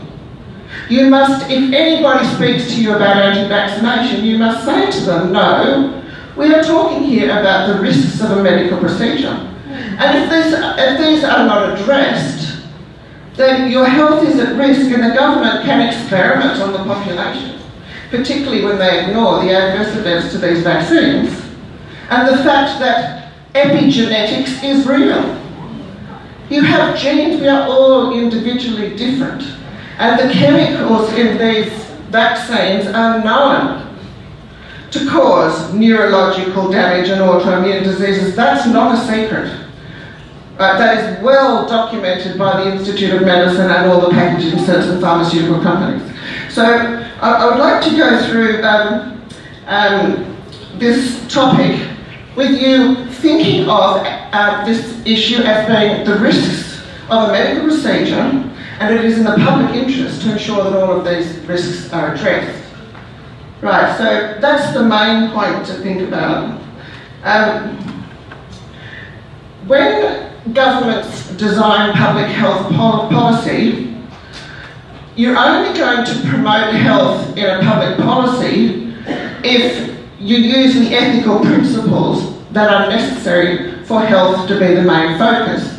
And in a health policy, you need to ensure that there's autonomy, that doctors, nurses and health professionals have the autonomy to assess the medical literature for themselves and to speak on social media and to their patients in their patients' best interests and present those risks of the medical procedure. But this has been removed in the government's vaccination policies. The no jab, no pay and play policies have removed autonomy from doctors. You will know that there are doctors in Australia now under investigation for looking after your best interests. That's the Hippocratic oath of being a doctor. So these doctors with integrity are now under attack by APRA. The Medical Board of Australia has regulated that any health professional who presents anti-vaccination material on social media or to their patients and doesn't promote the government's vaccination program, which has expanded significantly over the years, whilst the diseases have not been a risk to the majority of people, right? They can now no longer look after your interests in this policy. So that has been removed, and the other fundamental principle of a policy that can promote health and not other vested interests is, of course, objective research. And you've all heard from Jamie and Elizabeth. They've described in detail the institutional bias that now exists in the system to ensure that pharmaceutical research is all that is used in government policies on vaccination. And when there's no independent research, then the negative effects of vaccines can be reduced and even ignored completely, as is the case today, as we have now, the public now no longer has a voice in government policy. The politicians have actually refused to see me to discuss the research that I have produced on this issue. So we are in serious problems. So, as I've said, professional regulation is the way in which they're controlling this situation so that the public doesn't discuss the chemicals in the vaccines and their effects on the genetics of everybody individually. And they do not have they do not know the exact number and types of adverse events that are happening from vaccines, and this makes it an experiment on the population. This is being allowed. And they're dismissing it by saying it's anti-vaccination. So as you heard, doctors are paid to vaccinate, paid to increase the vaccination rate of children under 4 years of age. Don't you think they should be paid to improve the health of the population? Not paid to improve the vaccination rates, which are unproven to be improving the health of the population, as you will see later in this presentation. Now, when you get coercion in a public health policy, a government policy, that means that doctors are no longer looking after the patient's interests. They can't put your interest first, they're putting the state's interest first, the government's interest first. They're forced to, otherwise they lose their livelihood. And that is a serious situation. So as this situation exists, it means that the no jab, no pay policies and the no jab, no play policies are not protecting health in the population. The main focus isn't health because they're coercive policies. They've breached fundamental human rights. They are protecting industry interests in government policy. And that's why these pro-vaccine lobby groups, they ignore the escalating autism in the population. They're ignoring the chronic illness in the population. They will only discuss any disease that is supposedly preventable by a vaccine. That's not health.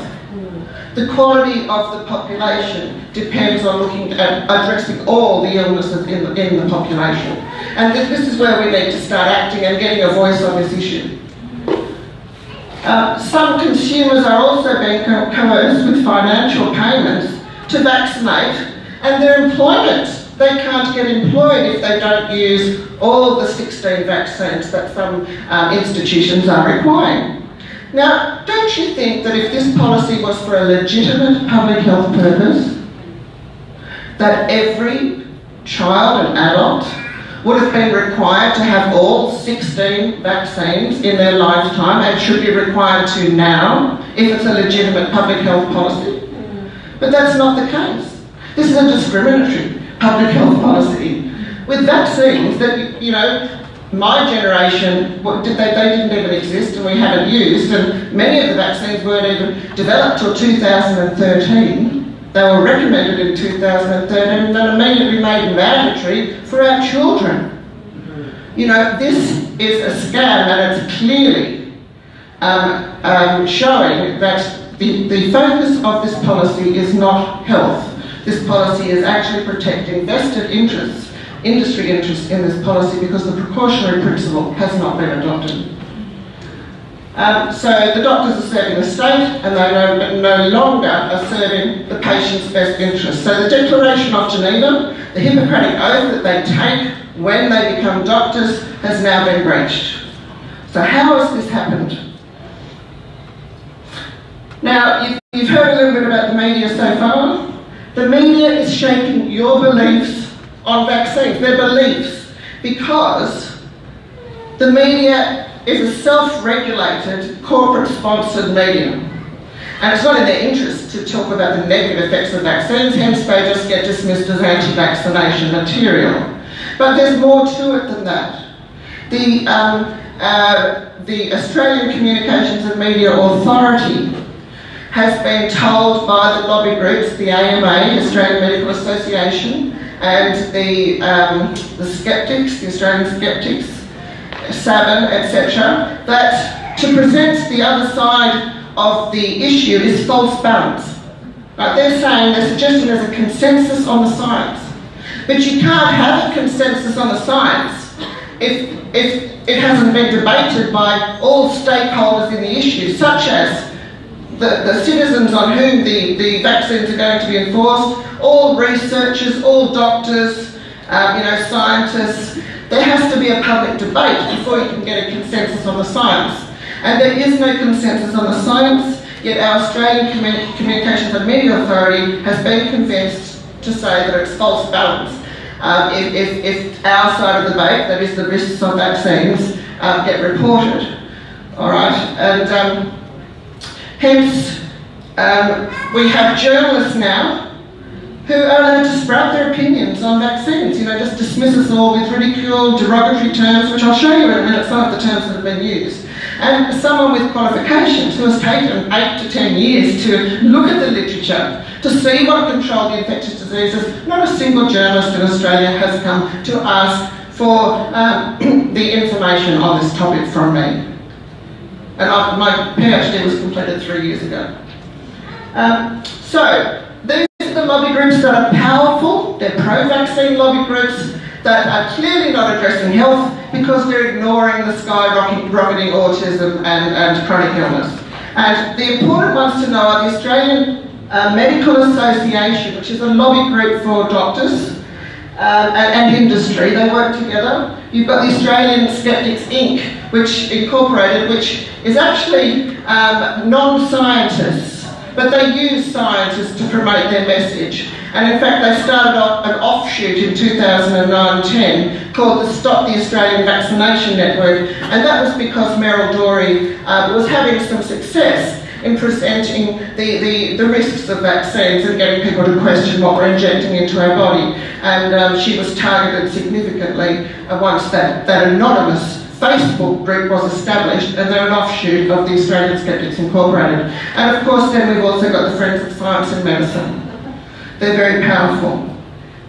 So here is the directive on giving immunisations that's presented in the Australian Immunisation Handbook that has been designed by the National Health and Medical Research Council.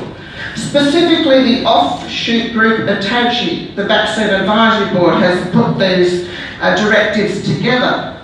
So how is it in Australia that the government has been allowed to ignore this directive? The handbook states that vaccination must be given voluntarily in the absence of undue pressure, coercion and manipulation.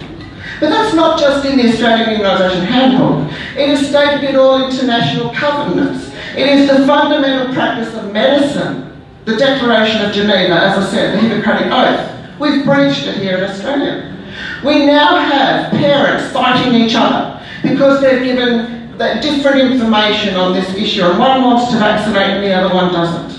There are many anxious people in the population because their jobs are at risk if they dare to talk about the risks of vaccines that they've seen in their own children. They're losing their jobs. It is not a choice, and the government is lying here because they're suggesting that they're not forcing vaccinations on anyone.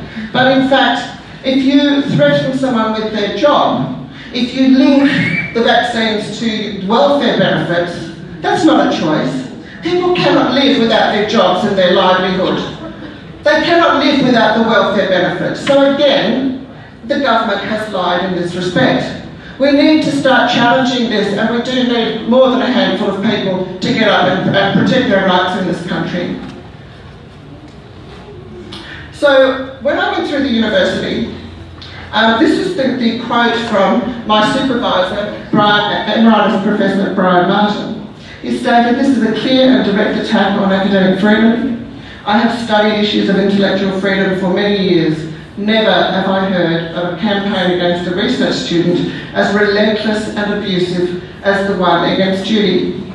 As I mentioned, they used the complaint procedures to make up allegations, and I was investigated many times simply because I got involved in the debate through my website and on the internet. I publicly debated my research, as you're meant to do. And also, the university's code of conduct says you're meant to be able to debate without harassment, ridicule or vitriol.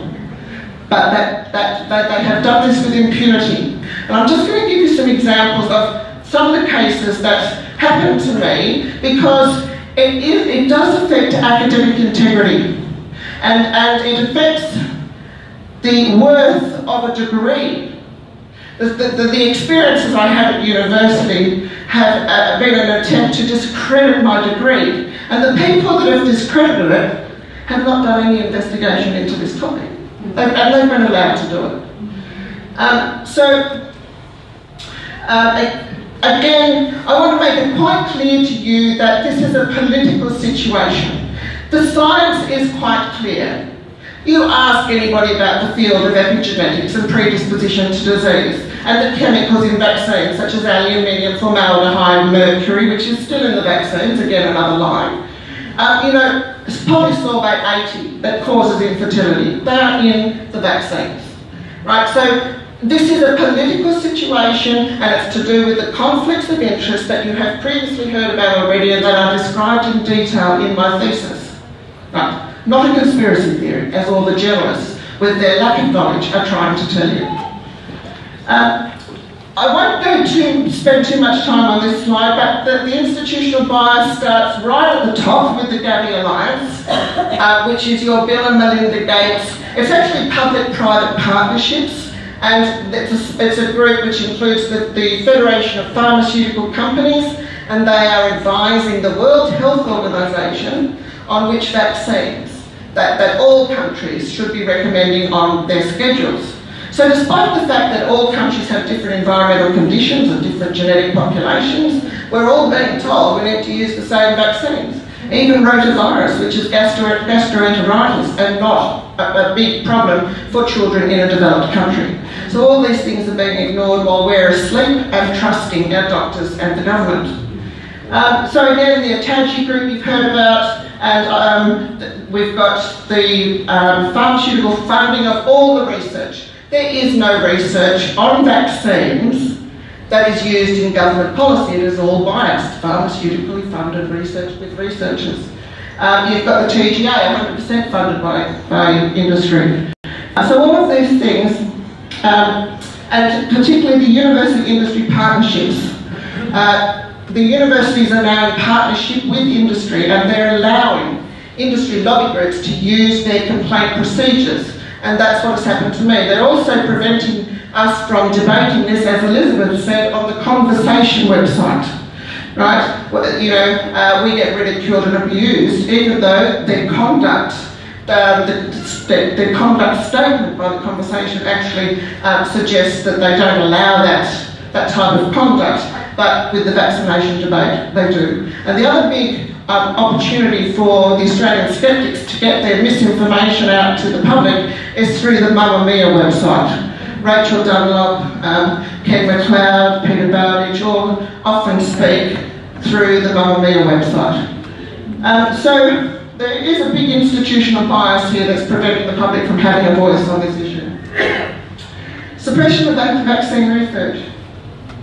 These are some of the strategies that are used. Firstly, astroturfing. Again, the Australian Skeptics is supposedly a consumer organisation. Very powerful one. And as I said, they're not looking at health as a whole issue. They're just looking at anything to do with vaccines and then ridiculing and abusing when we speak up and calling it anti-vax material. They're posing as a consumer group when in fact they're pushing industry interest in the policies. You've got university policies, again, the academic industry model. I'll go into some specific examples in a minute, which goes right to the heart of academic integrity, the worth of my degree. Politicians, the donations and lobbying system is perfect for the pharmaceutical companies to control this situation, as you've heard previously.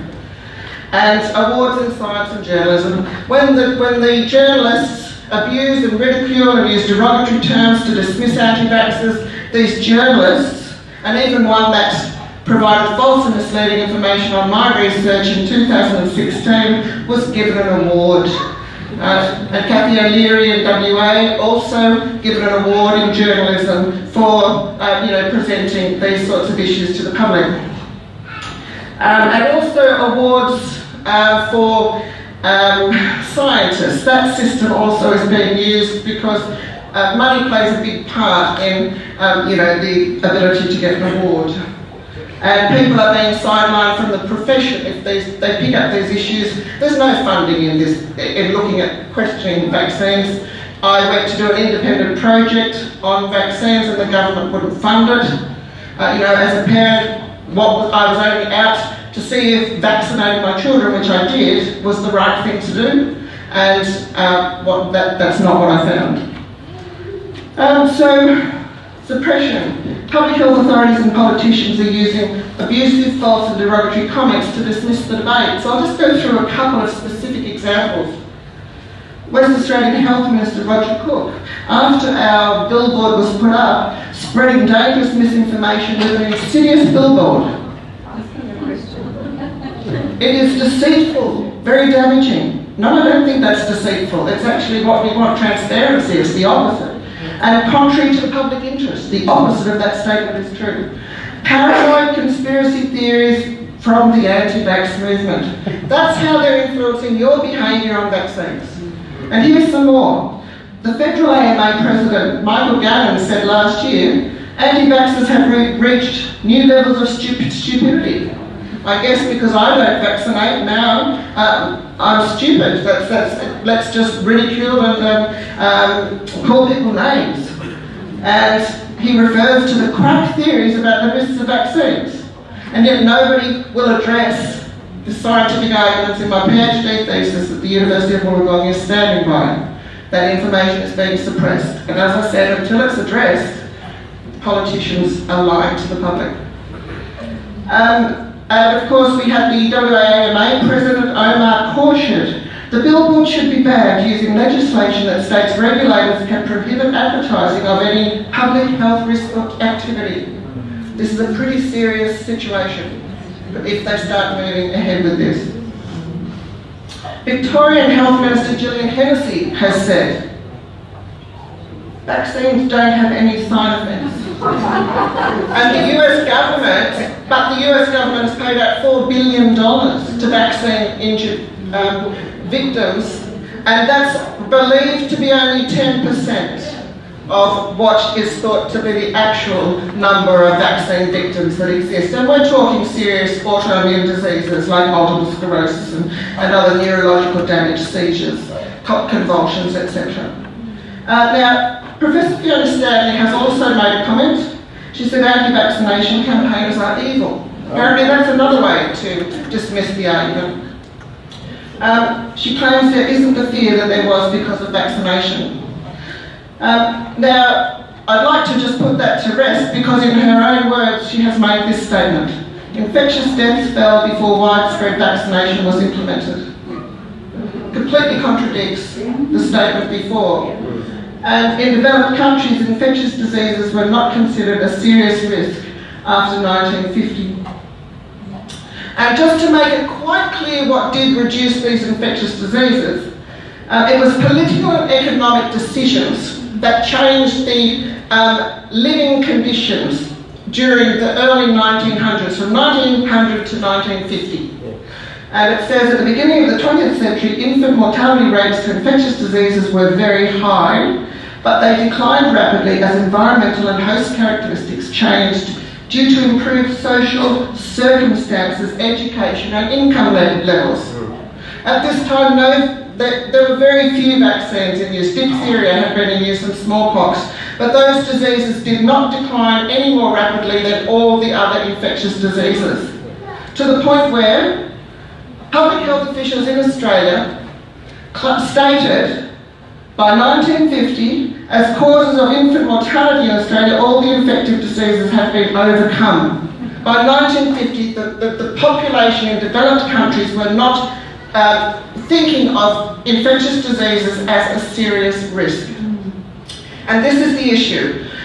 It wasn't that the infectious diseases didn't exist, but the risk of death from these diseases had declined. And at this time, people were getting mild or even, in most cases, asymptomatic cases of these infections, and that was giving long-term immunity. and that's where the term herd immunity was coined, from natural exposure to the diseases at a time when the risk had been removed. Now, it looks like my time's up, and so I won't be able to get into the cases that happened to me whilst I was at university, so I'll save that for another time.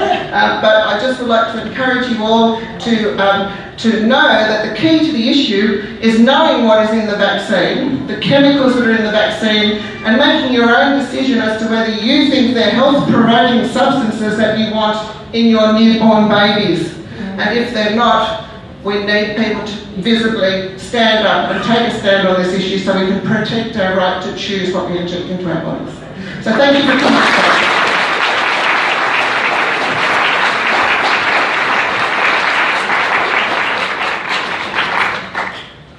Thank you very much, Dr. Wyman. That was, once again, an excellent presentation. We've had some wonderful presentations here today, and I thank all the speakers that have spoken. Here is now time for a 30-minute intermission. We are going to start on time. We're going to start at 3:30. So be aware of that. Take advantage of our extensive bookstall and information tables, shops downstairs, coffee shops. If you have questions, you can post them on Facebook if you're out there, or hand them to those that are the black uniforms, the black hats. Thank you. See you in 3:30.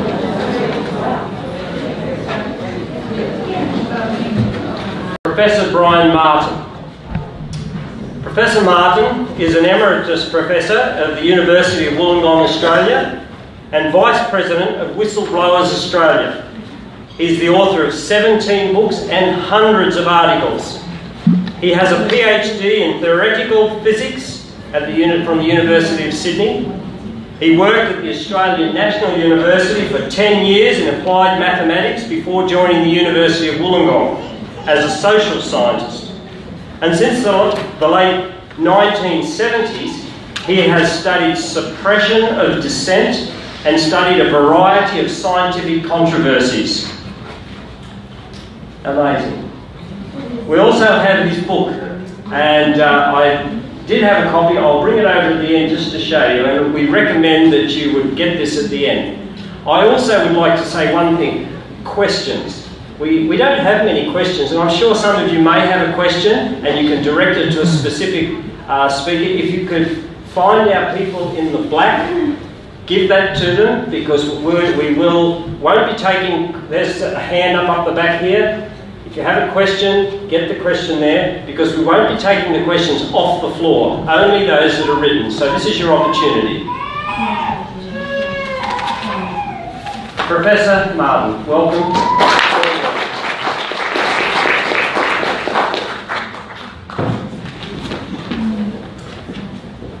On the 15th of March 2010, I was sitting in my office at the University of Wollongong, and the phone rang. A woman started telling me a story that I thought was pretty amazing. Her name is Meryl Dory.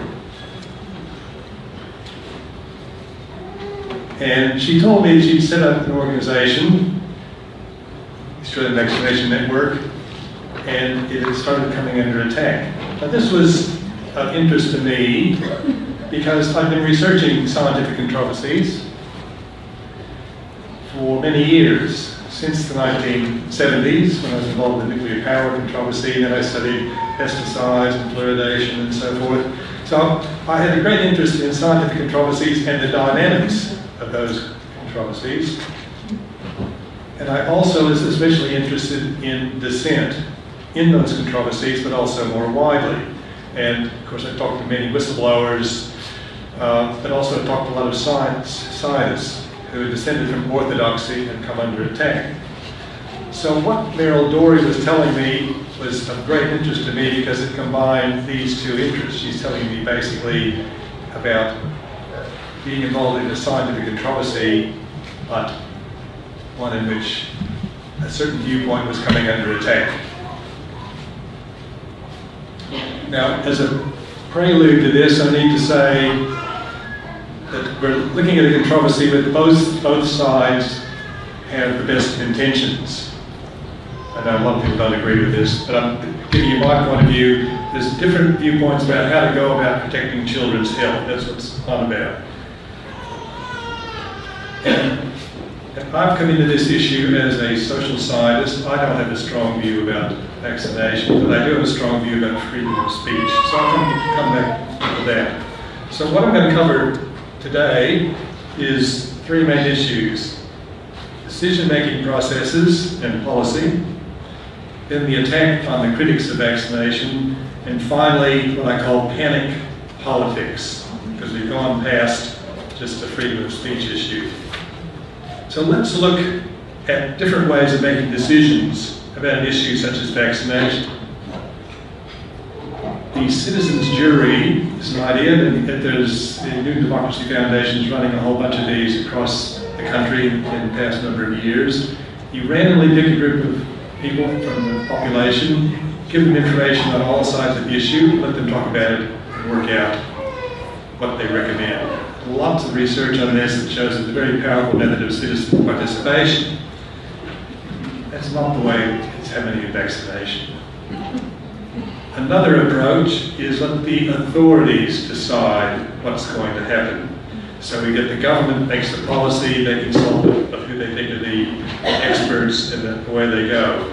However, this is sometimes seen in a more authoritarian approach, namely that authorities dictate rather than just decide.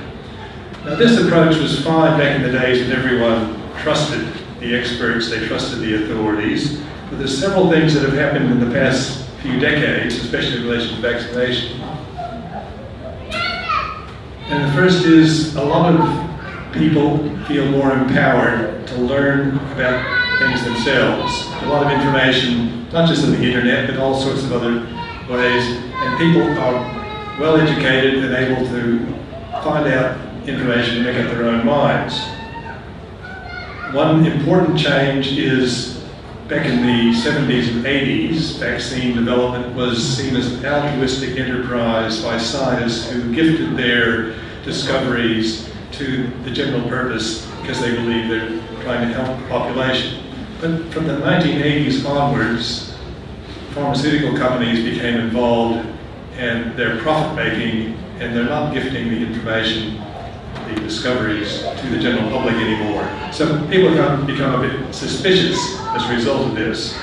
And as I've said, there's a lot more vaccines, as has been said several times today. So these things have changed the situation, so authorities can't dictate nearly as easily as before.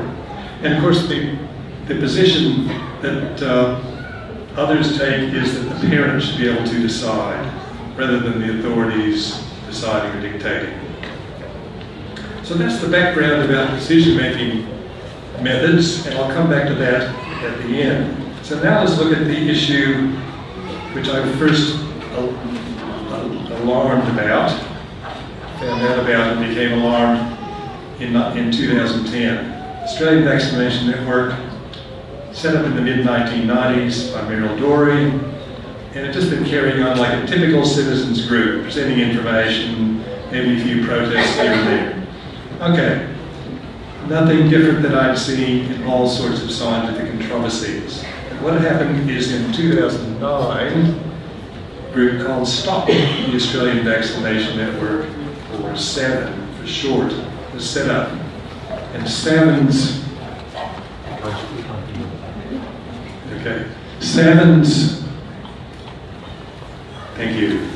SAVN's goal was to shut down, actually to cause the AVN to close down, and its goal was also to silence any public criticism of vaccination. Sounds like a very bold sort of move here. And this is what I've been researching since 2010 and writing about. The methods used for attack, I've classified them into three types: denigration, harassment, and censorship. And what I'm going to do is just give you a few examples of these. Actually, you can mount hundreds of examples of each one of these. And so I'm actually going to give you some of the older ones because you've already heard about some of the recent events. So let's look first at denigration. It includes things like verbal abuse and conspiracy attributions. Namely, initially SAVN said, The AVN believe in a global conspiracy to implant mind-controlled chips via vaccine injections. Absolutely crazy allegation, and it took a long time before they would actually back down from that because they could never provide much evidence.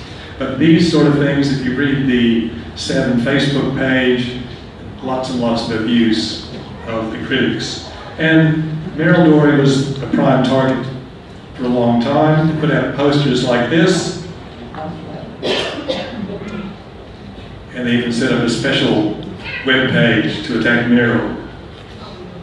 Now, I decided to start writing about this, and I wrote a paper called Debating Vaccination, Understanding the Attack on the Australian Vaccination Network, and there's free copies of that here. And as a result of writing that, then I came under attack, simply because I was defending free speech and exposing the attacks. Then certain people didn't like me, their complaints to the university, and I got these nice comments, but I love these comments. They give me a real kick. It's my highlight of my day when I read one of these new comments.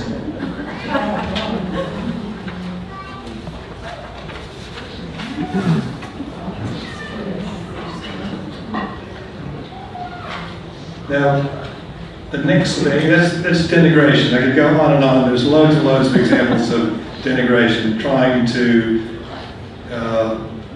basically insulting and dismissing the critics.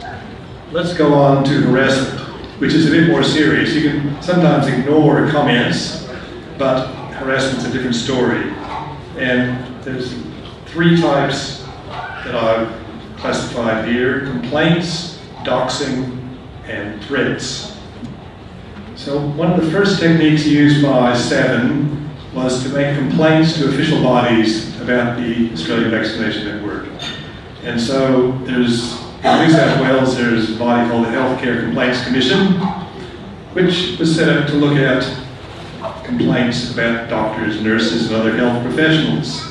Now, why would the Australian Vaccination Network, which is an organisation of citizens raising concern about an issue of public health, why would they be subject to the Healthcare Complaints Commission process? Well, somehow they decided that this was a concern. They did a sort of sleight of hand to make the AVN seen as a health education organisation and therefore subject to their procedures, and away they went. And then the Office of Liquor, Gaming and Racing is about charitable status. They joined in after the HCCC. Department of Fair Trading, which is about basically regulating incorporated bodies. The AVN's incorporated bodies. So Department of Fair Trading said, oh, you've got to change your name. This is a big campaign. They didn't say this to the Labor Party or the Liberal Party, that you've got to change your name. They only said it to one organisation only, the Australian Vaccination Network. There's a big struggle, and they eventually changed the name to the Australian Vaccination Skeptics Network, still the AVN. But that was all a part of the harassment that the organisation spent untold hours defending. So all those sort of complaints to agencies, that's bad enough. Then there's doxing. Doxing is a process which you put information, usually online, about someone in a circumstance in which they're likely to come under attack, under being harassed. And so this group, which is not a Savin group, not openly, they set up the Hall of Shame, and any organisation or individual who advertised in the AVN's magazine got listed here on this Hall of Shame. And of course then, even if nothing happens as a result, those people feel afraid as a result because they're being outed. And there's a lot more things that are happening now with complaints about individual practitioners and being subject to investigations by the regulatory agency. So that's what I call harassment. But the third type is threats. And Meryl Dorey can tell you about the threats that she's received, but I think the most objectionable one is pornographic images sent to vaccine critics, either by mail or online. And one of my colleagues studies this sort of issue. I showed him the image and he said that would be refused classification. others. It's not just normal pornography, it's really horrific stuff. So that's the 3 types of harassment. Let's go on to censorship. And this could go on. This is the subject of our meeting today, is the censorship of the vaccination debate. And it's not actually censorship of the debate, it's censorship of one side in the debate. And there's a whole series of talks that vaccine critics have organized that have attempts by 7 to shut down the talks. And a typical way is to find out where the talk's going to be held and then contact the venue, send them all sorts of information about how this is terrible, threat to public health, and then the venue gets afraid, and especially if there's lots of things on the Facebook page and Twitter account and so forth, and they cancel the talk. So the reason this talk today was organized so that you only find out the location of the venue at the last moment is to prevent the sort of censorship efforts that have been a regular feature of this debate for a better part of a decade. Now, Stephanie Messenger is a leading Australian vaccination critic. She tried to organise a talk, a whole series of talks by Sherry Tenpenny. Sherry Tenpenny is a prominent US vaccine critic, and the thing is, this was advertised in advance, and so the Savagers and their allies complained to all the venues, and most of them backed out, and so Sherry Tenpenny's talk had to be cancelled. Well, the ABN next decided they'd do things a bit differently. They organised talks, they did screenings of the film Vaxxed at a number of centres, and they did the same thing as with this meeting today, which is to only advertise the location to people who signed up in advance, a few hours beforehand. And of the speakers there, Polly Tommy from the UK was one. However, when she was going to leave Australia, she's told by immigration, whoops, sorry, you're banned for 3 years. So this is the classic type of censorship seen over and over. Now, I can go into the ways to respond to these forms of attack. I've described the attack in some detail. And I've done a lot of analysis of how anyone subject to an injustice, whether ranging from sexual harassment to genocide, there's all ranges of injustices, how the people who are, you might say, subject to the injustice can defend and actually sometimes make the attacks counterproductive. And so I've gone through all this, but that's covered in my publications and it's in my book. What I want to do now is to move from that whole issue about the attacks on vaccine critics, in which there's ample evidence, into what is called a moral panic. Now, sociologists, starting in the UK, started looking at certain challenges to conventional ways of behaving, such as groups called the mods and the rockers. You could, in the UK, and you could call them sometimes, we might say, have hippies or rebels, whatever. And they're seen by the way they dress and the way they behave as a threat to the moral order, namely the way that people think things should be carried out. So a threat to values, and then the media get onto this, and they get, oh, there's great stories, there's this threat to our values, and they get big stories about it, and then generate public concern, because people weren't concerned about it until the media started getting onto it. And then the politicians and other authorities need to respond, because once you get the media onto things, the public opinion starts saying this is something to be alarmed about. Road rage or same-sex relationships, these are the sort of current things that people might get excited about. Then something may happen, some policy change or whatever. So that's the theory of moral panics. Let's apply it to vaccination. And so you've got exactly the same pattern. Even though vaccination doesn't seem like a moral issue, it's been turned into a moral issue because it seemed to be unethical not to have your children vaccinated. And this has turned out to be people whose children are not vaccinated are seen to be bad people. So it's a moral issue, and it's been drummed into excitement by Salmon getting on board regulators and politicians and the media. So that's what I see is happening. We've got a moral panic in Australia. So now I'd go back and I'd say, well, this might be reasonable. Is this a reasonable sort of thing to be happening? So I look back to all my research on scientific controversies and challenges to orthodoxy. Just to give you a couple examples, I've been in the nuclear power debate, and if you're a scientist critical of nuclear power, you might have some troubles, but the ordinary citizen, no dramas. There's loads and loads of citizens, and the government never went in and said, oh, you're not allowed to criticize nuclear power because that's a threat to our way of life. And likewise, pesticides.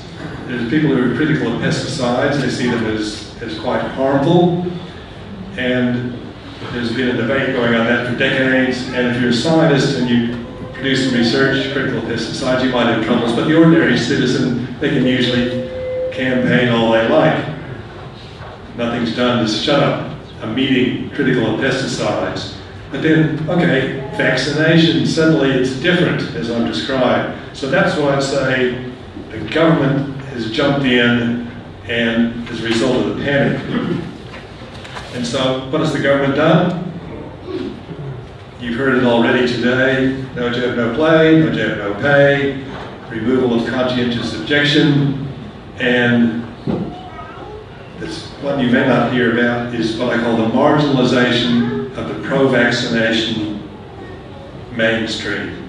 So there are a lot of scientists and doctors in the system who they're totally supportive of vaccination, but they don't like no jab, no play, and they don't like no jab, no pay. Why don't they like it? Because they think it's harming children. They're actually concerned about the children first and foremost over the policy.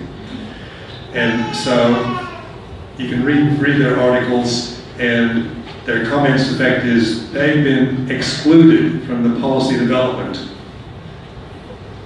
So if you look at policy development, citizens' jury, we don't have that at all. The parents decide, that's seen as a no-no, and even the authorities deciding, that's suddenly gone by the board, and we've got panic-driven policy. That's what I see is actually going on here.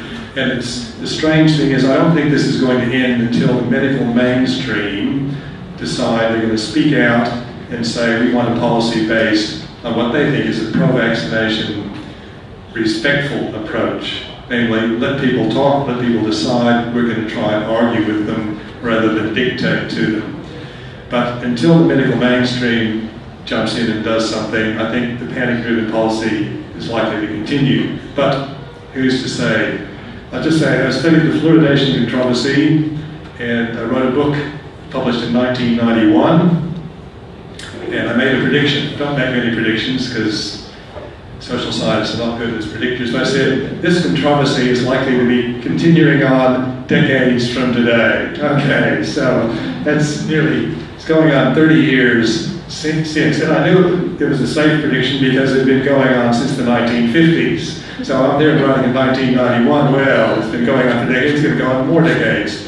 But I shouldn't tell you this to discourage you from continuing, but it's a process rather than a sudden success. Now, the conclusions or the insights from the studies that I've made here, you can read them for yourself, but what's strange about this debate, most of the scientific controversies I've looked at, one side there's citizen campaigners, the other side there's a bunch of authorities, powerful interest groups, whether government or industry. This one we've got campaigners who are citizen campaigners on both sides with the driving forces, and they've got the same ultimate goal but different methods. I've described the methods by which the pro-vaccination campaigners have tried to silence any criticism, and it results in what I call a moral panic. But the final thing I want to comment here is one of the consequences of the moral panic is that other routes to immunity are being forgotten. So we've got this thing, everyone's focusing on vaccine-created immunity or lack of vaccine-created immunity. And there's other ways to develop your immunity, and you can find plenty of scientific articles to support each one of these. Nutrition, exercise, diet, mindfulness, and there's a bunch of others you can find as well. So the strange thing is these things have been totally forgotten because everyone's so excited about vaccination, either supporting it or opposing it, that they forget that we live in a wider world in which other things can make a difference. So I don't have a single message for you to say these issues are not likely to go away, but it's wider than just vaccination, no vaccination. It's really how we want to live our lives. Thank you very much.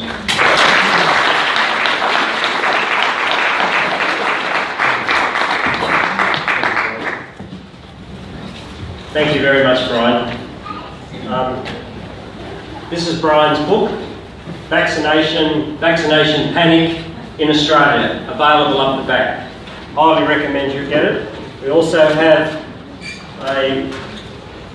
there's Judy's thesis. This is also available up on the back table, so highly recommended reading, absolutely valuable. Our next speaker is Meryl Dorey. She's already had somewhat of an introduction from Brian there, you know a little bit about her if this is the first time here. And Meryl is the mother of 4 adult children, the eldest of whom was injured by his DPT vaccine in 1989 and later by his MMR vaccine in 1990. This led to many years of research from both within and outside of the mainstream medical literature. In 1994, Meryl joined with a group of health professionals and other families of vaccinated children to found the Australian Vaccination Network. The AVN is dedicated to protecting the rights of all Australians to make free and informed medical decisions without fear of discrimination, financial penalty, or bullying. In 1998, the AVN lobbied federal government to enact a conscientious objection clause, which until 2016 allowed parents to opt out of vaccination. Meryl and the AVN have vigorously opposed No Jab, No Pay and No Jab, No Play, providing submissions and testimony to parliaments at both the Senate and federal levels, and is currently working with individuals and groups around the world to try to return to basic health freedoms to all families everywhere. Thank you. Welcome, Meryl.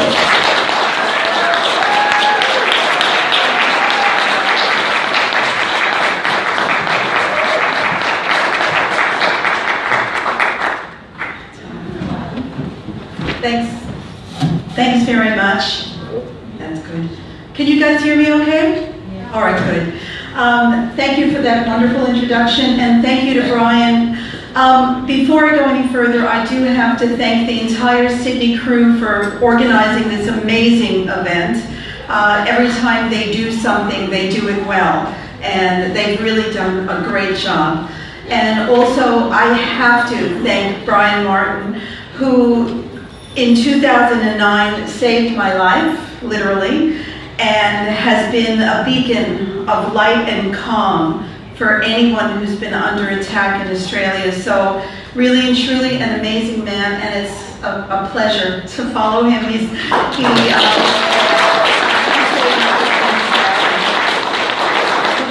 This is an unusual topic for me to talk about, because normally I come up and talk about vaccinations, problems with vaccines, ineffectiveness issues, but I actually have had quite a bit of hands-on personal experience with censorship in the media, in government, in the medical community. So I started to prepare this talk, and I thought, yeah, you know what, this really and truly is something that is very important. And I called my talk Fake News, because a few years ago, the government started talking about stopping fake news. And they were all out about, we have to get, clamp down on fake news. We're really in favor of freedom of speech, but this fake news has got to go. And what happened is that this whole term fake news was co-opted by the people who really are in favor of freedom of speech. Because when it comes down to it, what you hear from a lot of government authorities, what you hear in almost every mainstream publication, radio station, television station, and what the mainstream medical authorities are spreading is fake news. And I'm hoping that part of my talk today is going to be showing you how to recognize fake news and seeing what actually happens. So fake news is a form of censorship. That's basically what it is, because they are saying that we cannot listen to this side of a story, we can only listen to this side of a story because this is the truth and everything they're saying is fake. And, oops, I probably should have put that up before, sorry. This is a totally unscientific classification. This is how I think of censorship. And I basically break it down into three categories. Overt censorship, which is basically when you are told you cannot speak, or there is some form of penalty or punishment if you do speak out. This is what whistleblowers put up with. This is overt censorship. And yes, we do have overt censorship in Australia. Okay, covert censorship is the next category, if you want to call it that. And covert censorship is on social media is probably the best way I can describe it. Have you heard about a phrase called shadow banning? No, okay. This is a very big thing right now. Now, the APN has several presences on social media, on Twitter, on Facebook, on Instagram, and we will put up a post about something. And we think, well, everybody's seeing that, because anybody who followed us is able to follow that post. It'll show up on their timeline. Their friends will see it.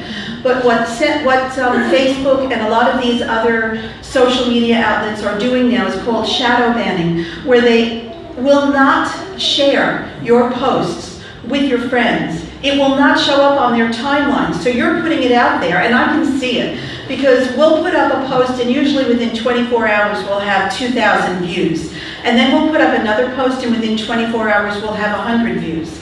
And that's not because the post is not interesting. That's because that post has been shadow banned by Facebook. This is a very insidious form of censorship, and it's one that is becoming more and more common. It's quite open. There are algorithms that have been installed in these different platforms to actually do this shadow banning. So it's one of the reasons why the APN has opened up a page on something called MeWe, which is a Facebook alternative. And we're hoping that it will not be corrupted the way that Facebook was. Okay, and then there is self-censorship, which Brian talked about a little bit. This is where, and a lot of you might have done this. I mean, I've done it. You can say that if you see someone coming down the street who's a friend and they're wearing a dress that looks shocking, you're going to say, you look fantastic, that's beautiful, never saw you look so good in your life. That's a form of self-censorship. But when it comes to these issues, self-censorship is you see a post about vaccination that you agree with, but you're afraid to share it because you're afraid that you're going to get attacked. If you share this, your brother-in-law is going to say what an idiot you are. Your mother is going to stop talking to you. Your friends from high school are going to unfriend you. So this is self-censorship amongst citizens. There is also self-censorship in the media, where media people who are genuinely on side, and believe it or not, there are media people out there who want to get this story out, but they know that if they tell the truth about vaccinations, they will lose their jobs. And this has happened several times in the past, that people who were very popular and very famous in the media, Megan James from Quantum is one I can think of. She was blacklisted after she did a program on vaccination, and as far as I know, she's never worked in Australia again after 16 years on Quantum. So those are the three basic categories of censorship according to Merrill. And as I said, I've been doing this for a long time, and I have seen a lot of stories that are censored and a lot of examples of censorship. I couldn't possibly put them all in here, but I've put a couple of the older ones in to let you know that not only does this happen, but it's been happening for a long time. In August 1998, the Australian government was planning they actually carried out a measles, mumps, rubella vaccine campaign in the schools. And the ABN tried to take out an injunction to stop that. And we put out press releases because what the government was doing is they were sending out information about the measles vaccine for parents to send to give their children permission to be vaccinated. They listed 5 side effects, mild side effects like swelling at the site, fever. In the package insert, the manufacturer's information, there were 31 side effects, including death, including brain damage. So we said, this information needs to be out there. It's here from the vaccine manufacturer. They didn't make it up, and they're not going to make up bad things about their own product. So we put out a press release about that information, and the media actually picked it up. So what happened was Dr. Kathy Mead, now she didn't send us a copy of this. We got this because someone in one of the media outlets actually sent it to us. She sent a letter to, as far as I know, all the media outlets in Australia, and she also sent this letter to schools, because schools were sending our information home to parents, along with the information from the government, so that they could make a choice. And she basically warned the media outlets that if they reported anything that the ABN said, that children would die and they would be responsible. She said that claims that vaccines cause these diseases and conditions, meaning the side effects that are listed in the package insert, are misinformed at best and blatant scaremongering at worst. She also said there can be no suggestion that the Commonwealth government has distorted the facts or withheld information. Well, there was no suggestion. There was proof, positive, that they did that. And she also said that readers need to know that measles is not a trivial disease, and from 1978 to 1992, 164 Australian people died from measles. Now, I am not minimizing deaths from measles, because death from any condition is a tragedy. But at that time, 300 children were dying a year from asthma, and asthma was strongly linked with vaccination, and I didn't see that sort of care or concern about asthma deaths as I did from measles. This is a fantastic article. I only have the abstract from it. This is a woman named Brooks McTavish, and I've since contacted her and asked her to send me the data, and I hope she will. She wrote a thesis for her master's degree from the University of Sydney. Excuse me. And in that, she discussed Carl Scully, who was an MP in the New South Wales Parliament. Now, how many of you have heard of Carl Scully? I think he was the Minister for Transport well after this, but he spent an entire year's political income or salary, whatever you call it, writing quite a good publication called Immunization, Is It Worth the Risk? Now, I have that on my Scribed page if anybody wants to download it. And what happened is when he brought that out, the media contacted him and wanted to find out why he was questioning vaccinations. Why was he concerned? And he said that Graham Richardson, who at that time was the federal health minister, should put together an independent inquiry into vaccination. And that same journalist contacted Senator Richardson and said, what do you think about this? And Senator Richardson replied that he had told Scully never to say anything like that again if he knew what was good for him. And the very next day, Carl Scully retracted his comments. So this is censorship. This is someone who spent an entire year researching and publishing on this issue. And when he tried to communicate his concerns, he was told to shut up. I'm not going to go into this very much because Brian's already covered it very well. I call it death by 1,000 government inquiries. Since 2009, the ABN has been subject to 15 different government inquiries at a cost to the public purse of millions of dollars. We've been audited. We were forced to change our name, as Brian said. Members of our committee have been subject to threats and all sorts of harassment. And Green's leader, Dr. Richard Di Natale, who I think Elizabeth spoke about before, not one of my favorite people. people in the world. He actually passed a resolution in the Senate calling for the ABN to disband. And during his speech on that resolution, he publicly thanked members of the Australian Skeptics and Stop the ABN, including one who had issued death threats against me and against whom I had an apprehended violence order at the time, that he thanked him for his hard work on this issue. Okay, and I'm just going to even pass through this slide because it'll give me more time, but this is all about how the Salmon, Friends of Science in Medicine, and the Australian Skeptics have tried to block our seminars and have been successful in blocking them sometimes, which is why we always have seminars like this now. How many of you here, and probably most of you, have heard of the CDC whistleblower, Dr. William Thompson? Yeah, almost everyone. That's the shot silenced around the world. Dr. Thompson was exposed as a whistleblower. He did not voluntarily come forward. He was exposed in 2014 in August.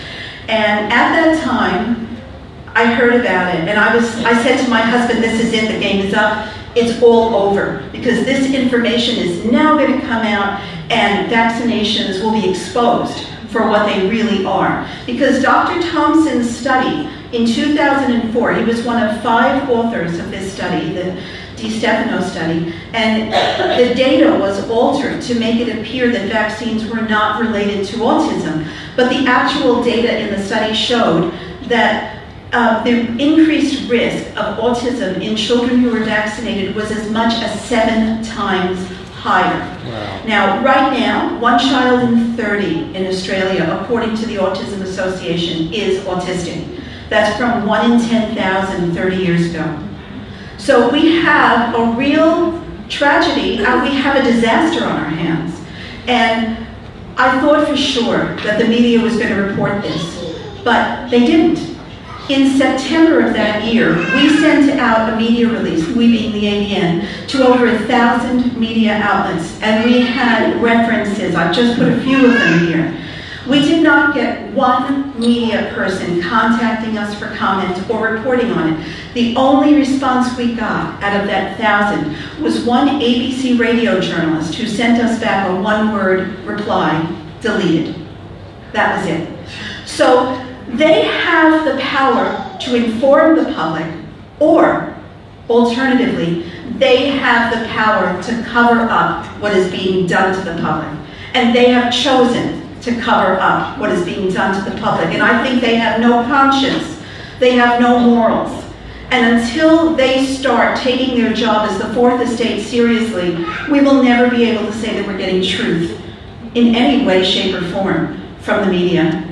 Now, Brian's already talked about Sherry Tenpenny and Polly Tommy's being banned. She was actually banned under terrorism legislation. They said, the Minister for Immigration said that her presence was a threat to the good order of Australia. After she'd been here for 2 weeks on an amazing tour where we had sold out venues and not one problem. So I'd say that the minister actually meant to say that she was a threat to the good order of the pharmaceutical industry, who donates lots of money to Australian politicians. And sometimes the people don't even have to come to Australia to get banned. This is Kent Hacken Lively. He writes for the Bowling Report. He is a solicitor in the United States, and he also has an adult, severely autistic child. He wrote a blog post, totally tongue-in-cheek, saying that he wanted to come to Australia to discuss this issue with Malcolm Turnbull. He would love to meet him at the lodge. He would buy him lunch, all of this stuff. There was panic after he wrote that blog post. And without him even applying for a visa, he was banned. There was headlines in the newspaper, we cannot allow this anti-vaxxer into Australia, he must be banned. He had no intention of coming to Australia. But the fact that they banned him shows how scared they are. Yes. This is a quote that I just love from Voltaire. I really like Voltaire. If you haven't read him, he's well worth it. To learn who rules over you, simply find out who you are not allowed to criticize. We don't have a government. We don't have politicians. They're not the ones pulling the strings. The corporate interests are the ones pulling the strings. We hold elections.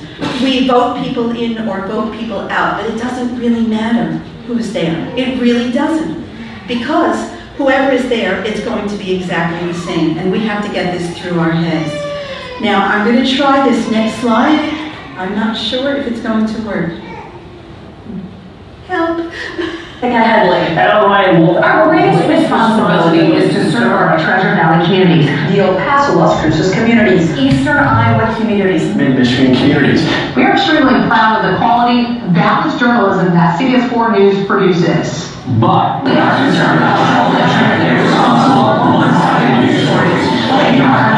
plaguing our country. The sharing of biased and false news has become all too common on social media. More alarming, some media outlets publish these same fake stories without checking facts first. The sharing of biased and False news has become all too common on social media. More alarming, some media outlets publish these same stories without checking facts first. Unfortunately, some members of the media use their platforms to push their own personal bias and agenda control exactly what people think, and this is extremely dangerous to our democracy. This is extremely dangerous to our democracy. This is extremely dangerous to our democracy. This is extremely dangerous to our democracy. This is extremely dangerous to our democracy. This is extremely dangerous to our democracy. This is extremely dangerous to our democracy.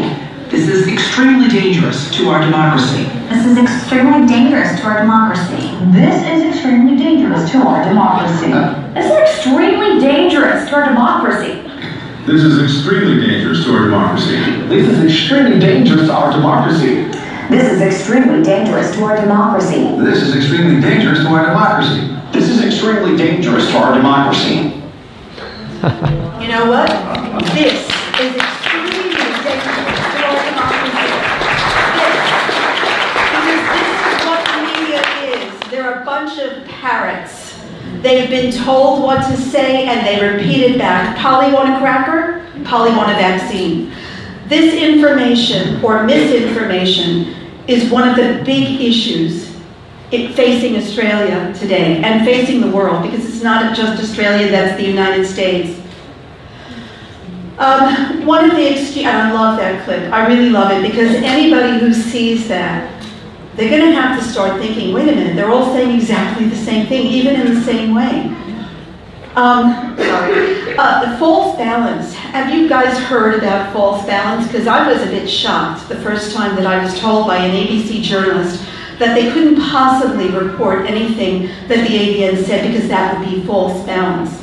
This is a definition of false balance that I got off the internet. It's a media bias in which journalists present an issue as being more balanced between opposing viewpoints than the evidence supports. Now, translated into English, because I know that's not very clear, it basically means that the media has decided that there is that validity on one side of an issue and no validity on the other side. Therefore, reporting the other side of that issue would be false balance, because it's like saying the earth is flat. I mean, there are some people who think the earth is flat, but most people don't think the earth is flat. So if you report that the earth is flat, that is false balance. Of course, what I say is, let us talk about whether the earth is flat or not, and if it's a ridiculous supposition, people are smart enough to figure that out for themselves. What the media is doing is they are becoming the arbiter for what we can and cannot know, because they think we're really stupid. They think we are too dumb to figure out what's true and what's not. So I say that there is no such thing as false balance, but there certainly is such a thing as fake news. This is a sign of bias in the media. This was the March for Science.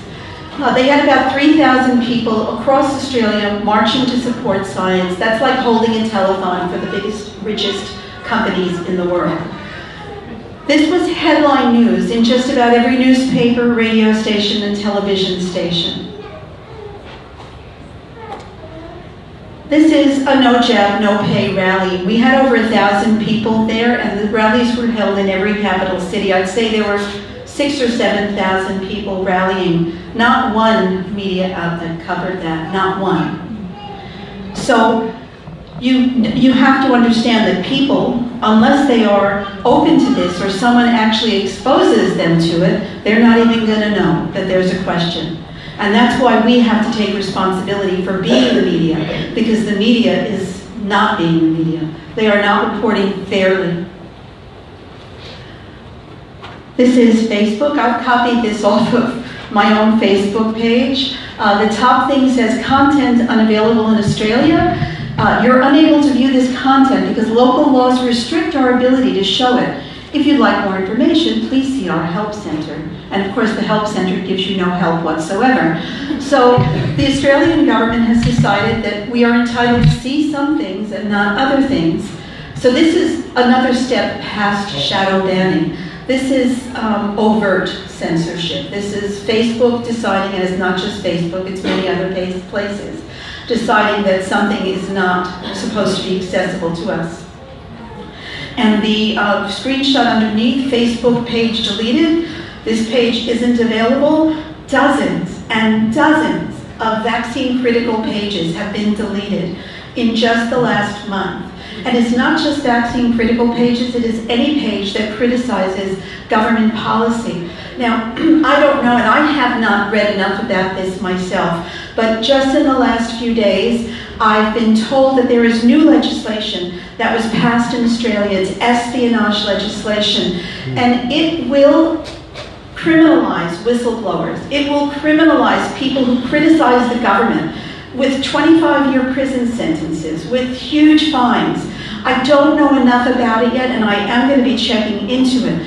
But I have to tell you that if they think they're going to be silencing me or anyone else at the AVN, they've got another thing coming. I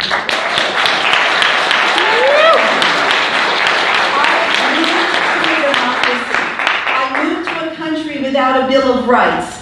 But we have a guaranteed right of freedom of political speech in this country. And if somebody wants to try and take that away, they're going to have a fight on their hands.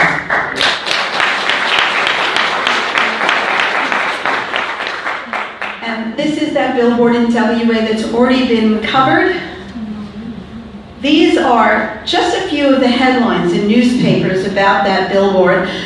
Western Australian government calls for Perth's anti-vax billboard to be pulled down after doctors complain. Well, goodness gracious, we have a group of people who are making a fortune off of vaccinating you and you not knowing what's in a vaccine. Of course they're going to complain. If Ford complained that Holden was getting too many sales, would the government take down a billboard for a Holden? I don't think so. Health Minister moves to ban cunning and devious anti-vax billboard. All the billboard said is, do you know what's in a vaccine? What is cunning and devious about that? AMA slams billboard. Well, there you go again. It's a lobby group, a pharmaceutical lobby group, and a doctor's lobby group that is slamming something that may have an effect on their profitability. Western Australian minister riled by anti-vax billboard. Oh. I'm so sad.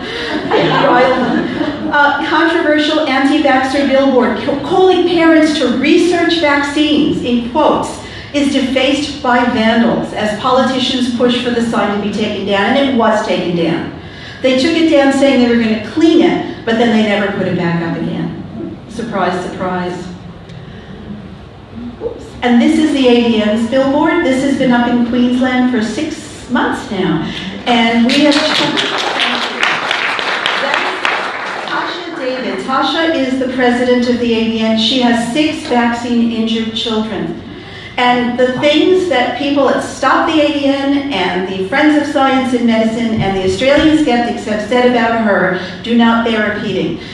This is someone who did the right thing. She vaccinated her children, and she paid the price, and her children paid the price. And what this billboard said is one day everyone will know the truth about vaccines, because Tasha did not know the truth when she agreed to vaccinate. And I did not know the truth when I agreed to vaccinate. And that is a wrong thing. That is absolutely wrong. So in conclusion, I'm going to say to you, turn off your TVs, shut them down. I don't even have regular TV. I just watch Netflix. I'm sorry, I have to watch something like that when I'm in. Switch off your radios, because they're just lying to you. throw away the newspaper. Don't give them any money. Don't support them. Don't support their advertisers. Support alternative media. Here is a list of the AVN's outlets, but there are hundreds, literally hundreds, of non-mainstream news outlets. ANR is one. Jamie was just here before speaking about that, the Australian National Review. Find an outlet that is not being paid to lie to you, and follow them and support them, and do whatever you need to do to share that information with other people. Do not allow yourself to feel that you have to be censored. Because I've got to tell you, if you had told me 24 years ago when I started the AVN that things would have gotten as bad as they are now, I would have said you were lying. But I can tell you one thing. If we do not unite, if we do not find our courage and become brave about this issue, we haven't got a future, and neither have our children. So thank you very much.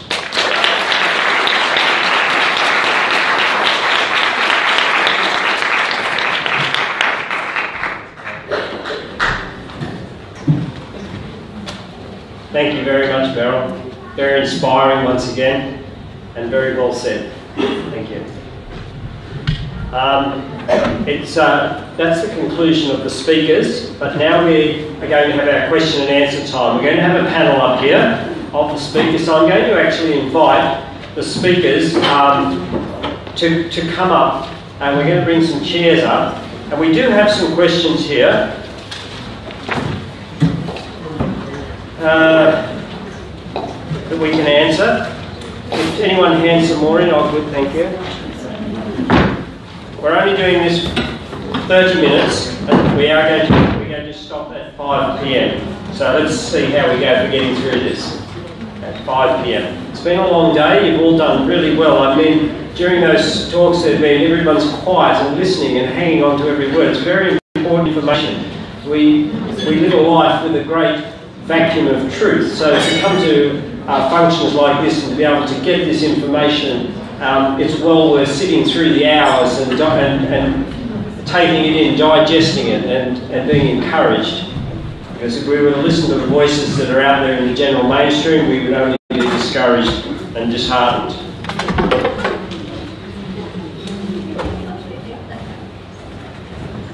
Okay, can we have Judy, Meryl, come on, yep. Brian.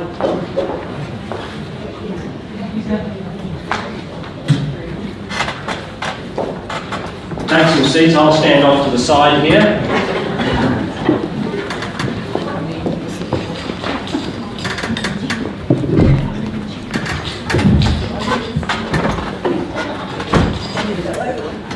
Actually, I'm probably on the wrong side here.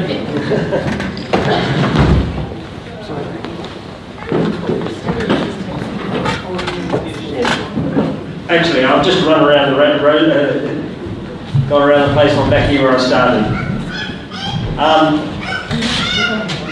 We have another one. Thank you. Right. We're going to start with the ones that came in first. This one is actually directed to Judy.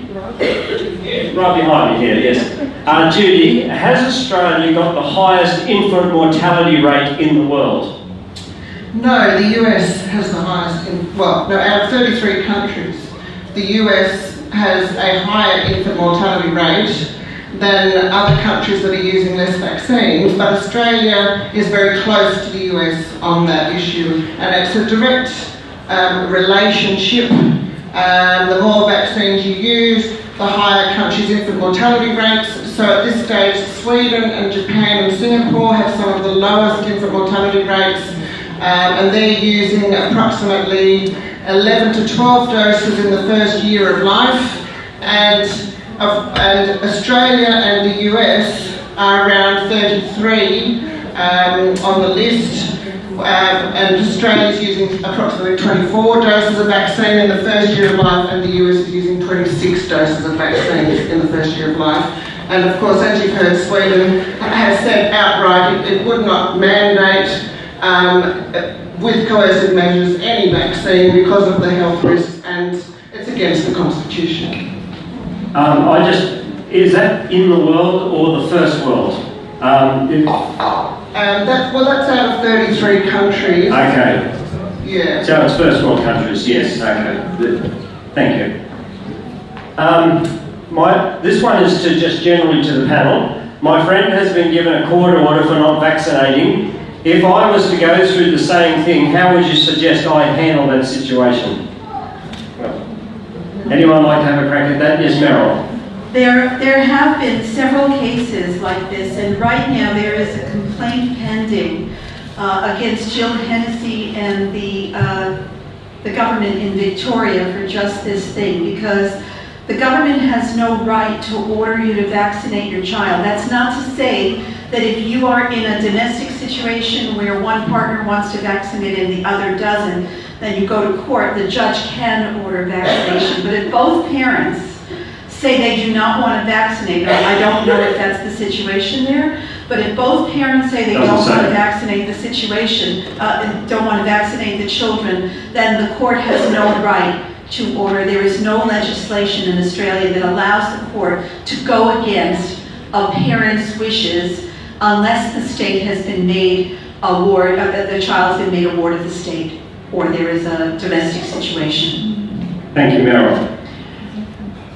This one is from Marion, and it says, who and how can we use our voice concerns to be heard and understood with something done?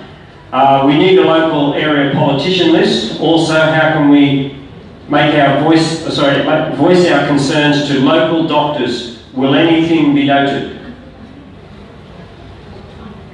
There are lists of politicians along with their contact information on every Parliament website. You just go to the state Parliament or the federal Parliament and you will be able to find what electorate you're in and what area you're in for the state electorates as well.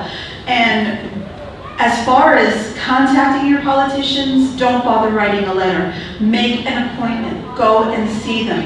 On the ADM's website under lobbying, we have a lobbying pack that you can download and print out and take with you. And if you feel that it's necessary, and a lot of people do, take friends with you, take family with you. They work for you. They're public servants. They're your servants. So you need to make sure that your voice is heard. And that means actually going and taking that step of speaking with them. Yes, I'm going next week. We made an appointment, two of us going to our local member.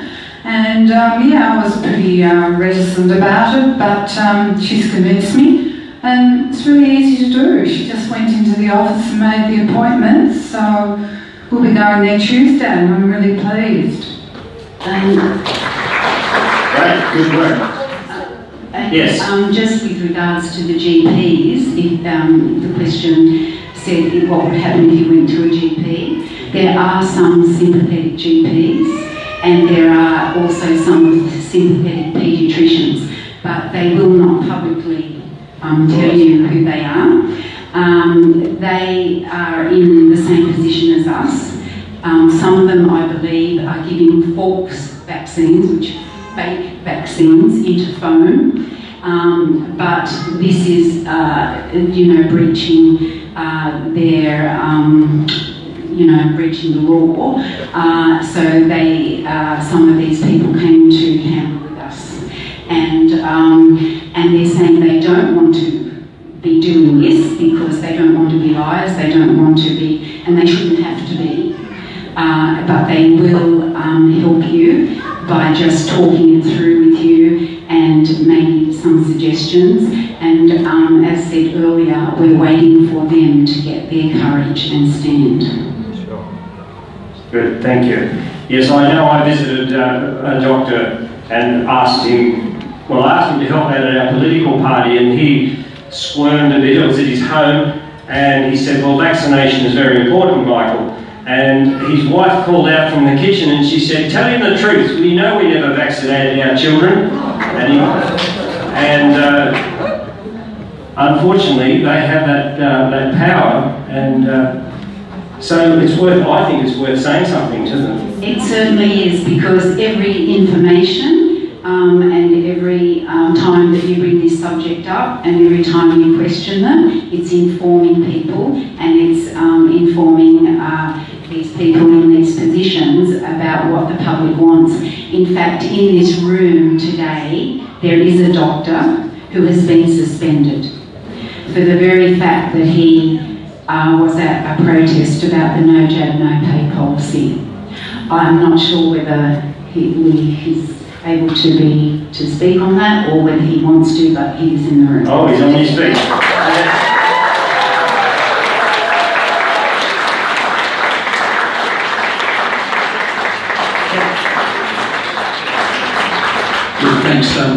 Thanks also to that panel for great work that you're doing, and move me along slowly.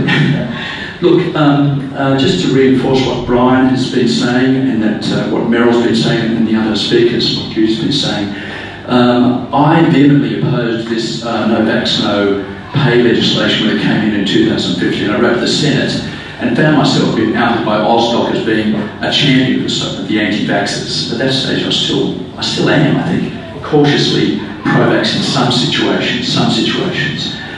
Since that time, there's been a campaign, I think, to really get rid of him. And after protesting outside New South Wales Parliament last year, when Judy, I think, and Meryl both spoke, I was hauled in, had already been hauled in for counselling. And I said, look, I give my patients informed consent. I just give them a full picture. You rely on the Cochrane database often to guide the advice I give them. But after I processed it outside New South Wales Parliament, I was hauled in on a Section 150. A Section 150 is to examine the practitioner to see if they're medically fit or cognitively fit to practice. And by virtue of a flu vaccine that I gave myself back in 2009, my patient was concerned that the vaccine may cause harm. I said, look, I'm sure it's fine, I give myself a shot. And within 3 weeks I found myself in the stroke unit and subsequently on an impaired doctor's registry. But to cut to the chase, I was hauled in on Section 150 after protesting outside at Macquarie Street. I was deemed to have a focal thought disorder, as in I believe that in some circumstances vaccine is triggering some children into autism. And indeed the evidence is there, which I provided. This was further evidence that I was delusional, and the feeling was that I may be pre-psychotic, so they invited me to take some time off. In terms of approaching doctors for advice, they're running scared to see what's happened to me. And you may get someone who's coming in who's feigning to be, wanting advice, who'll then report you to APRA. So I think the doctors are running scared. The old farts like myself, who are nearing retirement, I suppose, or toward the end of my career, I'm not as vulnerable as a young practitioner who's got children to educate, a mortgage to pay, I suppose a debt, a student debt to pay off. So there's a real fear within the profession. And fear is a terrible thing. We've seen it with the mandatory detention of the boat people. We've seen it now with the vaccination. We've seen it the way the Murdoch press hypes up this whole issue around the dangerous youth in our community. So I think we're confronting not just a crisis in terms of health policy, but I think a spiritual crisis. We need to have courage, we need to stick together, and we can all rely on Facebook. They're going to be taken over. We need to reach out to one another, we need to bind together and fight. Thanks, Uncle Max. Thank you.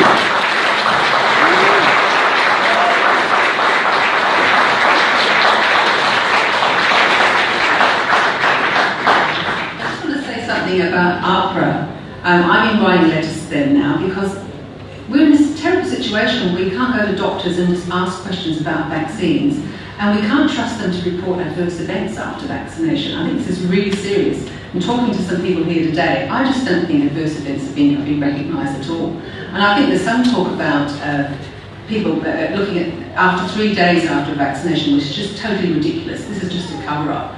So I think APRA needs to be put in the frame, about this, but they are not, we just can't trust doctors now. We need to be able to ask questions about vaccines, and why have they stood on the sidelines and let this onslaught of vaccines just come on without questioning? And it's the revaccinations.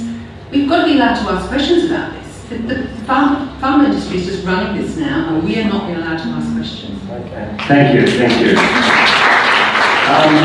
You might not be aware, but this is being live streamed today, and so far the reach, including shares on Facebook, is over 26,000.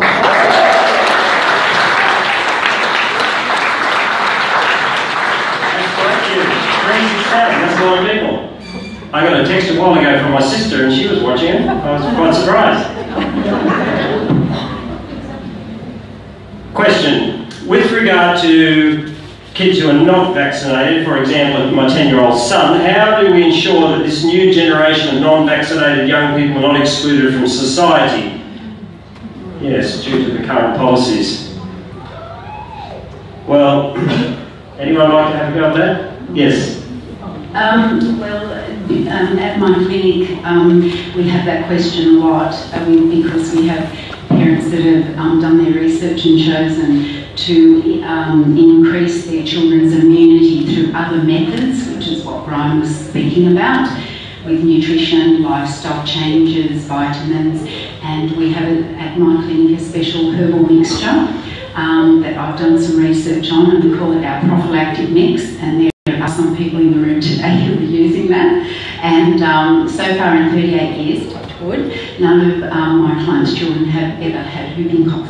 So that's a very achievement. We also use homeopathic prophylaxis. So there has a trial being done by Dr. Isaac Golden, and the homeopathics actually are introduced into the body via the mouth, which is different to mainstream vaccine, and it is 92.4% protective without the adjuvants, without the metals, and without the side effects. So you don't have to go away feeling like, oh, what's going to happen, and not allow your children to mix with other children. So that was the point I was getting to. Some people feel that because they're not vaccinating, that they have to isolate their children. But this is not the case. It's not, nothing's 100%. But if you have good nutrition, good lifestyle, good spirit in the house, and the homeopathic immunisation is an option with the mix, and we make sure they have vitamin D and vitamin A and a good probiotic. We now know that your gut, your brain and gut connection are very important. 70% of your immunity lies in your gut, and that's what vaccines destroy. And that's why it affects their brain. But we do have daycares, and we have play groups, and we have people bonding together, and one of our organisers here today can put you in touch, if you see me after, with families and groups where they're all bonding together, and you can also do social activities outside like swimming and things like that. So yeah, there are other ways. Thank you. That was well answered, and I think it also covered the second question of was there anything natural, which you've answered as well. Could I just add to that, because I took it also as being a social exclusion question as to will they feel excluded. I just want to give you all hope, because there are many more people than you can imagine that will not be bribed into vaccinating their children, and the fact that we're not seeing them and connecting with them is simply because they have been gagged with their jobs and welfare benefits and all the rest of it. But you do not have to feel that they'll be socially excluded, because there is a good strong movement happening, and many of us won't be bribed. There's too many of us, and we will be fighting this, so I don't see it as an issue. And also, you don't have to be frightened of infectious diseases in a developed country. The risk was reduced before these vaccines were brought in. That's very true. I had the privilege a few years ago of spending some time with the Minister of Health in Papua New Guinea, and he said to me, he said, you know, Michael, they throw so much money for us in infectious diseases. He said, we don't have a problem with infectious diseases, we have a problem with lifestyle diseases, and we get nothing. Nothing. It's all for this, and it was in these vaccination programs they were getting the money. This is a question here for Judy, specifically. Why is it that one size fits all? Can you explain why vaccines are not adjusted to the child's weight, like antibiotics or Panadol, etc.? Well, there's no explanation for that. Literally, it is harmful to have a one-size-fits-all. Of course, a young baby with small body weight is going to suffer more from the dose of vaccine than an adult. The doses for children are slightly different to adults, but it really is, the one-size-fits-all for children and the one-size-fits-all for adults. So that's something that's been ignored in this whole issue, as has genetic individuality in the population, and it is criminal. Yeah. Thank you. Judy, there's another one for you here. Since the Australian government is already in breach of the Human Rights Convention and is getting away with it, do we really have any hope of making a difference? People are being silenced, gagged, there's not enough people to speak up for fear of serious consequences like loss of career and potential medical kidnapping. What's it been happening in the US? What can we do? Yeah. I like what's been happening in the US. What can we do here? Yeah, I find it an interesting question because when I only got a standard response from the health department for several years, so I probably started writing around 2008 and 2012, and by that time the standard response was just simply vaccines are safe and effective and be well tested. So that's when I started writing to the Human Rights Commission. And the same thing happened, they would just defer the question back to the health department. So it is an interesting situation because in the US they do have a Bill of Rights, but the same thing's happening. They have breached the informed consent without coercion and pressure over there. They have removed religious freedoms from choosing vaccination. So it's conscientious religion and philosophical objection to vaccines have been removed while everyone's been asleep. I do believe that the only way we're going to actually get some traction on this is when people physically get in front of the government Parliament House and say this is not acceptable. We need people to be visible on this issue, and it's the only way that we can fight for human rights. I just want to say one thing. We've got to think carbon tax. You know, when the citizens of Australia got up, got angry, got down to Canberra and really let them know you can't do this to us, they stood up and listened. And that's what I hope that we can get something like that in Australia in the next few years. But, people have to wake up. I'm trying to tell people every day. I've got a good friend, her son's just had the HPV. 3 months later, he's got type 1 diabetes. There's no history of diabetes in the family. And she's going, it's just terrible, but what can you do? It just happens. Type 1 diabetes is on the rise. I'm like, that's autoimmune. And that's after the HPV. Look into it. Look into aluminium adjuvants. Look into autoimmune. Do you even understand type 1 is an autoimmune? Which she didn't, but she's come back to me and said, actually, I've looked into that and you're right. I said, now look at aluminium adjuvants causing autoimmune. So. And following on what Kate said, one of the ways that we can speed this process up is to help people draw the connections. So when their child has an injury, you don't have to say it was the vaccine, but you can say, did your child have a vaccine recently? Draw the connections.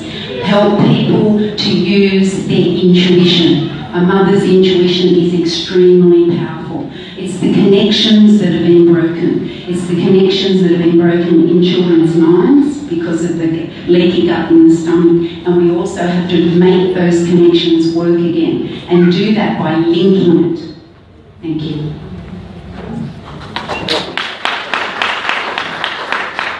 This one here is to the whole panel. Time will tell, but I'm optimistic and hopeful, but concerned that in the meantime it will become difficult to stay in Australia and allow our children to not be bullied and access education. Any comments? I actually have a good friend who has been quite active on this issue and is leaving Australia for that very reason. The problem is there's no place else to go. What is happening in Australia started in Australia. It did. We are the country of choice when it comes to testing out discriminatory legislation to see if it runs here or not. Because it's happening now in Europe, it's happening in the United States, it's happening in Canada. There are very few countries, Ecuador is one, where this sort of, and Sweden is another. So you can either run or you can stand and fight. Because if you run, what is happening here is going to end up where you are. There is really and truly no place to run.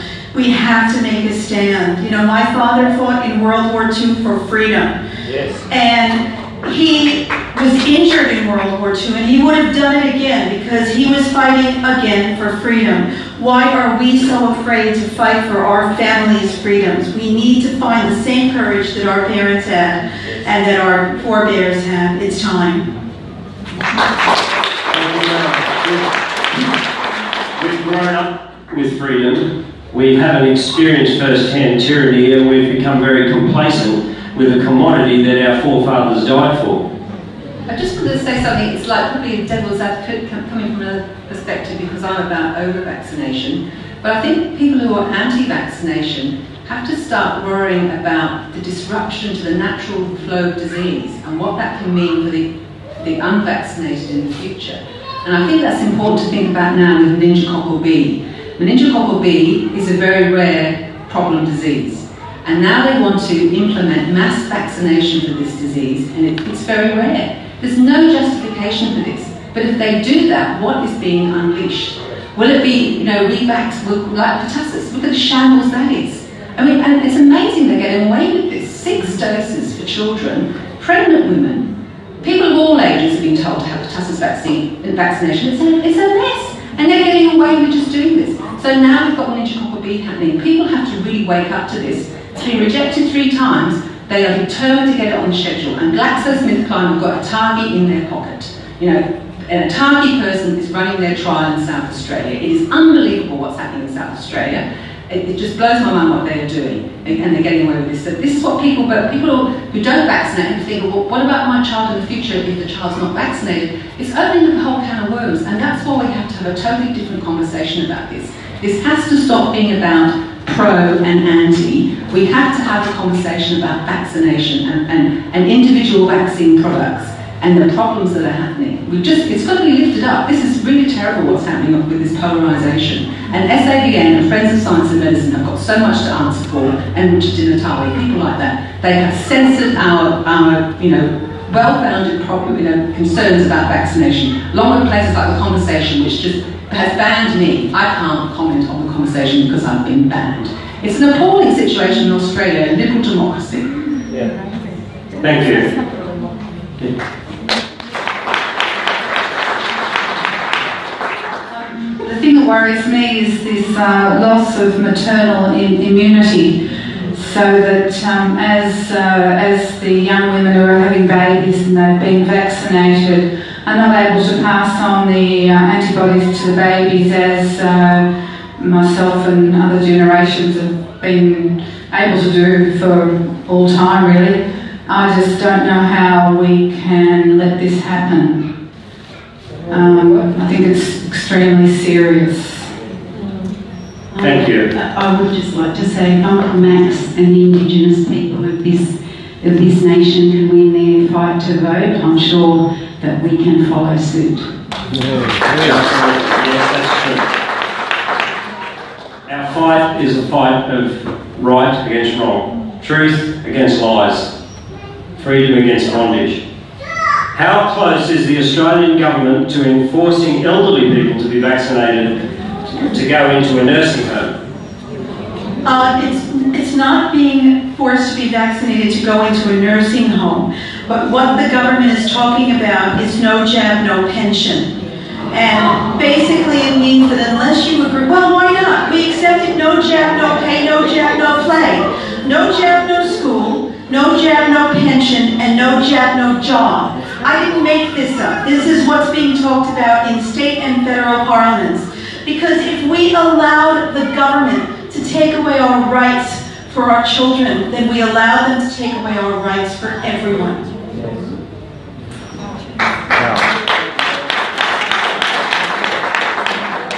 We've only got a couple of minutes here. A lot of the questions have been answered. I'm just having a quick flick through here. You have one more?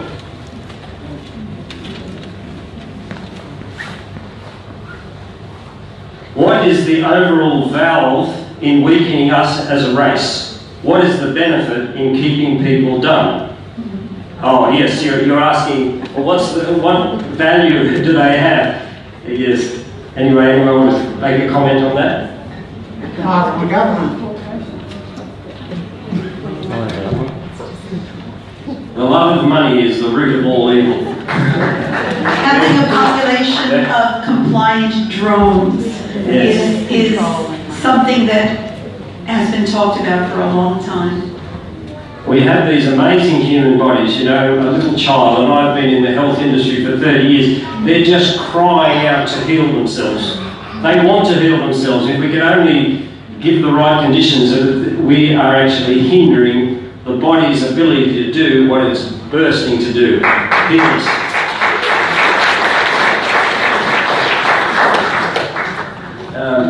Let's have a look here. If current measles campaigns overseas fail to increase herd immunity, there are our babies, immunity over there, are our babies and unvaccinated adults imperiled? Well, you know, anyone might say the two-letter word? When the measles vaccine was introduced in the US in 1963, we were told that within 10 years measles would be wiped out and that one dose would protect for life. Now our children are getting 3 doses of measles vaccine, and it is mainly the fully vaccinated who are getting measles. No, 3. There's a 3rd dose, but not in Australia, but in other countries, a 3rd dose has been added and it's been talked about here. Yeah. So I'm 60 years old, and I got measles as a child. It was the only disease, the only childhood disease I actually got. And I remember clearly that when my sisters got it, my mother put me in the room with them so that I would get it too. There was no fear of measles until the measles vaccine came in. And the fear of measles is more good marketing than good science. Same thing with chickenpox, same thing with mumps, same thing with rubella. All of these diseases that used to be considered common and benign diseases of childhood, in order to make people want vaccines, they've had to turn them into deadly diseases. So what will happen if we stop vaccinating against measles? We will probably have healthier children.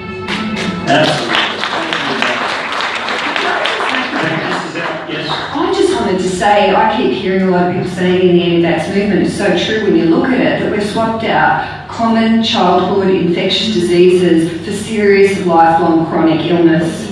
Give me the measles, give me the chickenpox. I'm worried about autism, I'm worried about anaphylaxis, seizures, epilepsies, all the serious conditions that people will struggle with for the rest of their lives. A one-week disease against a lifetime disease. Do the maths. This is our final one. Time's up. The general public will never begin to listen while they are not. Until there is an understanding about herd immunity. Any comment about freedom of choice is looked at as being a purely selfish thing. I think we need to focus on getting this point across. Yeah, that's a good point. I mean, the herd immunity is a big argument that they use. No one knows what they're talking about, but everyone, we use it, it seems to be the panacea that will solve any argument. The only way that the government can justify mandating vaccines is if herd immunity works. And if vaccines have been proven to create herd immunity. Terry Nolan, the chairman of ATAGI, the Vaccine Advisory Board from, as Elizabeth pointed out, 2005 to 2014, stated in 2010 that it is not necessary to provide evidence that vaccines create herd immunity for approval on the National Immunisation Programme. That is a quote directly from a document that was put out in 2010. There is no evidence that vaccines create herd immunity because the children getting the diseases are usually the vaccinated children. And that's the information the media doesn't present to you when they talk about an outbreak of a disease, which you only ever see in the media, by the way, you don't see them around you. They never tell you, was that child or children, were they vaccinated or unvaccinated? If they provided that evidence, that would be the evidence evidence that we need to believe that vaccines create herd immunity. I have looked through the medical literature, it does not exist, and they never provide that information in any media article. And we have it from the chairman of the Attaché Vaccine Advisory Board that it's not even necessary for approval on the vaccine program, national program. So yes, that is a key point, because there's no other reason to mandate any vaccine unless it was proven that they caused herd immunity. I'm going to say natural immunity. Oh, you meant to say? Well, yeah, that's right. But the important thing is that people know that there's no evidence that vaccines can create herd immunity, even though the term herd immunity came from natural exposure to the organisms. Yeah. Okay. And I'd like to comment on that, if I may. We must remember that vaccines were originally designed to downgrade symptoms if you actually got the disease. They were never designed to stop transmission, so how can herd immunity work? Well,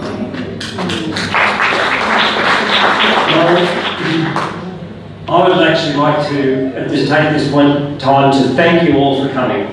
It's been a great day. I'd like to particularly thank all our esteemed speakers here today that have done a great job of enlightening, encouraging us in this fight that we have. Fight for truth, and fight for some sanity, and fight for the freedom to raise our children as we see fit. It's a God-given right, and it's been taken away from us. We actually have a little presentation here, and Michelle, will you bring them over, or I'll come over and get them? Okay, sorry.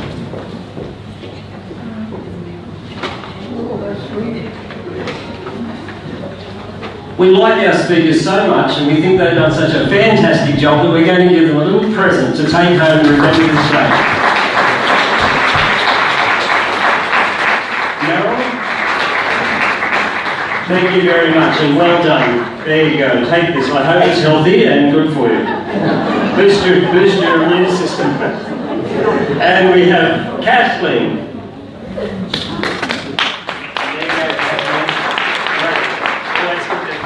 Always good to have you and hear you speak. Thank you.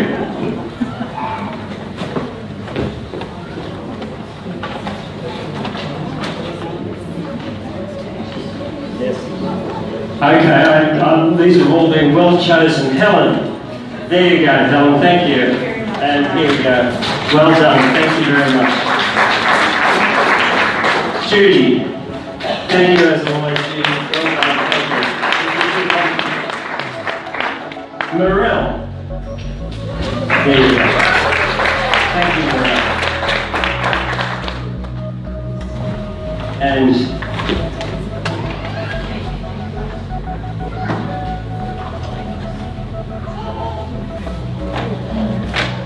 we have oh, Elizabeth, that has to be, you're the last girl here. There you go. Elizabeth. I'll shake your hand on behalf of us all here. And Brian, thank you, Brian.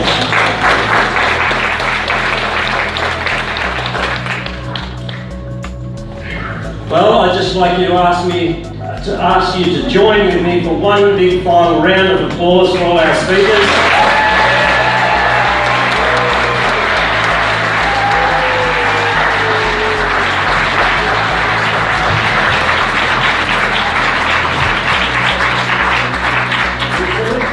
We salute you, warriors.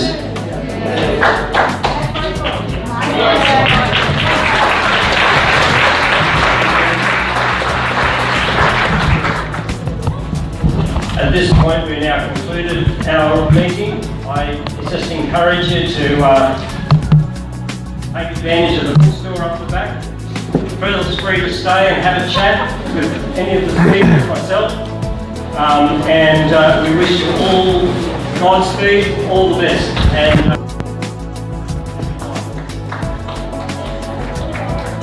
hey guys, thanks for watching. As you can see, if you did watch part 2 and part 3, there's a lot of information out there. There's no debate really anymore. It's just about government policy. It's about vaccine companies. It's about the corporate elite making money. And if you want to continue on past the money, the policy, and the agenda, you can get into also depopulation and a lot more dark things which they didn't touch on today. So thanks for listening, guys, and make sure you share it.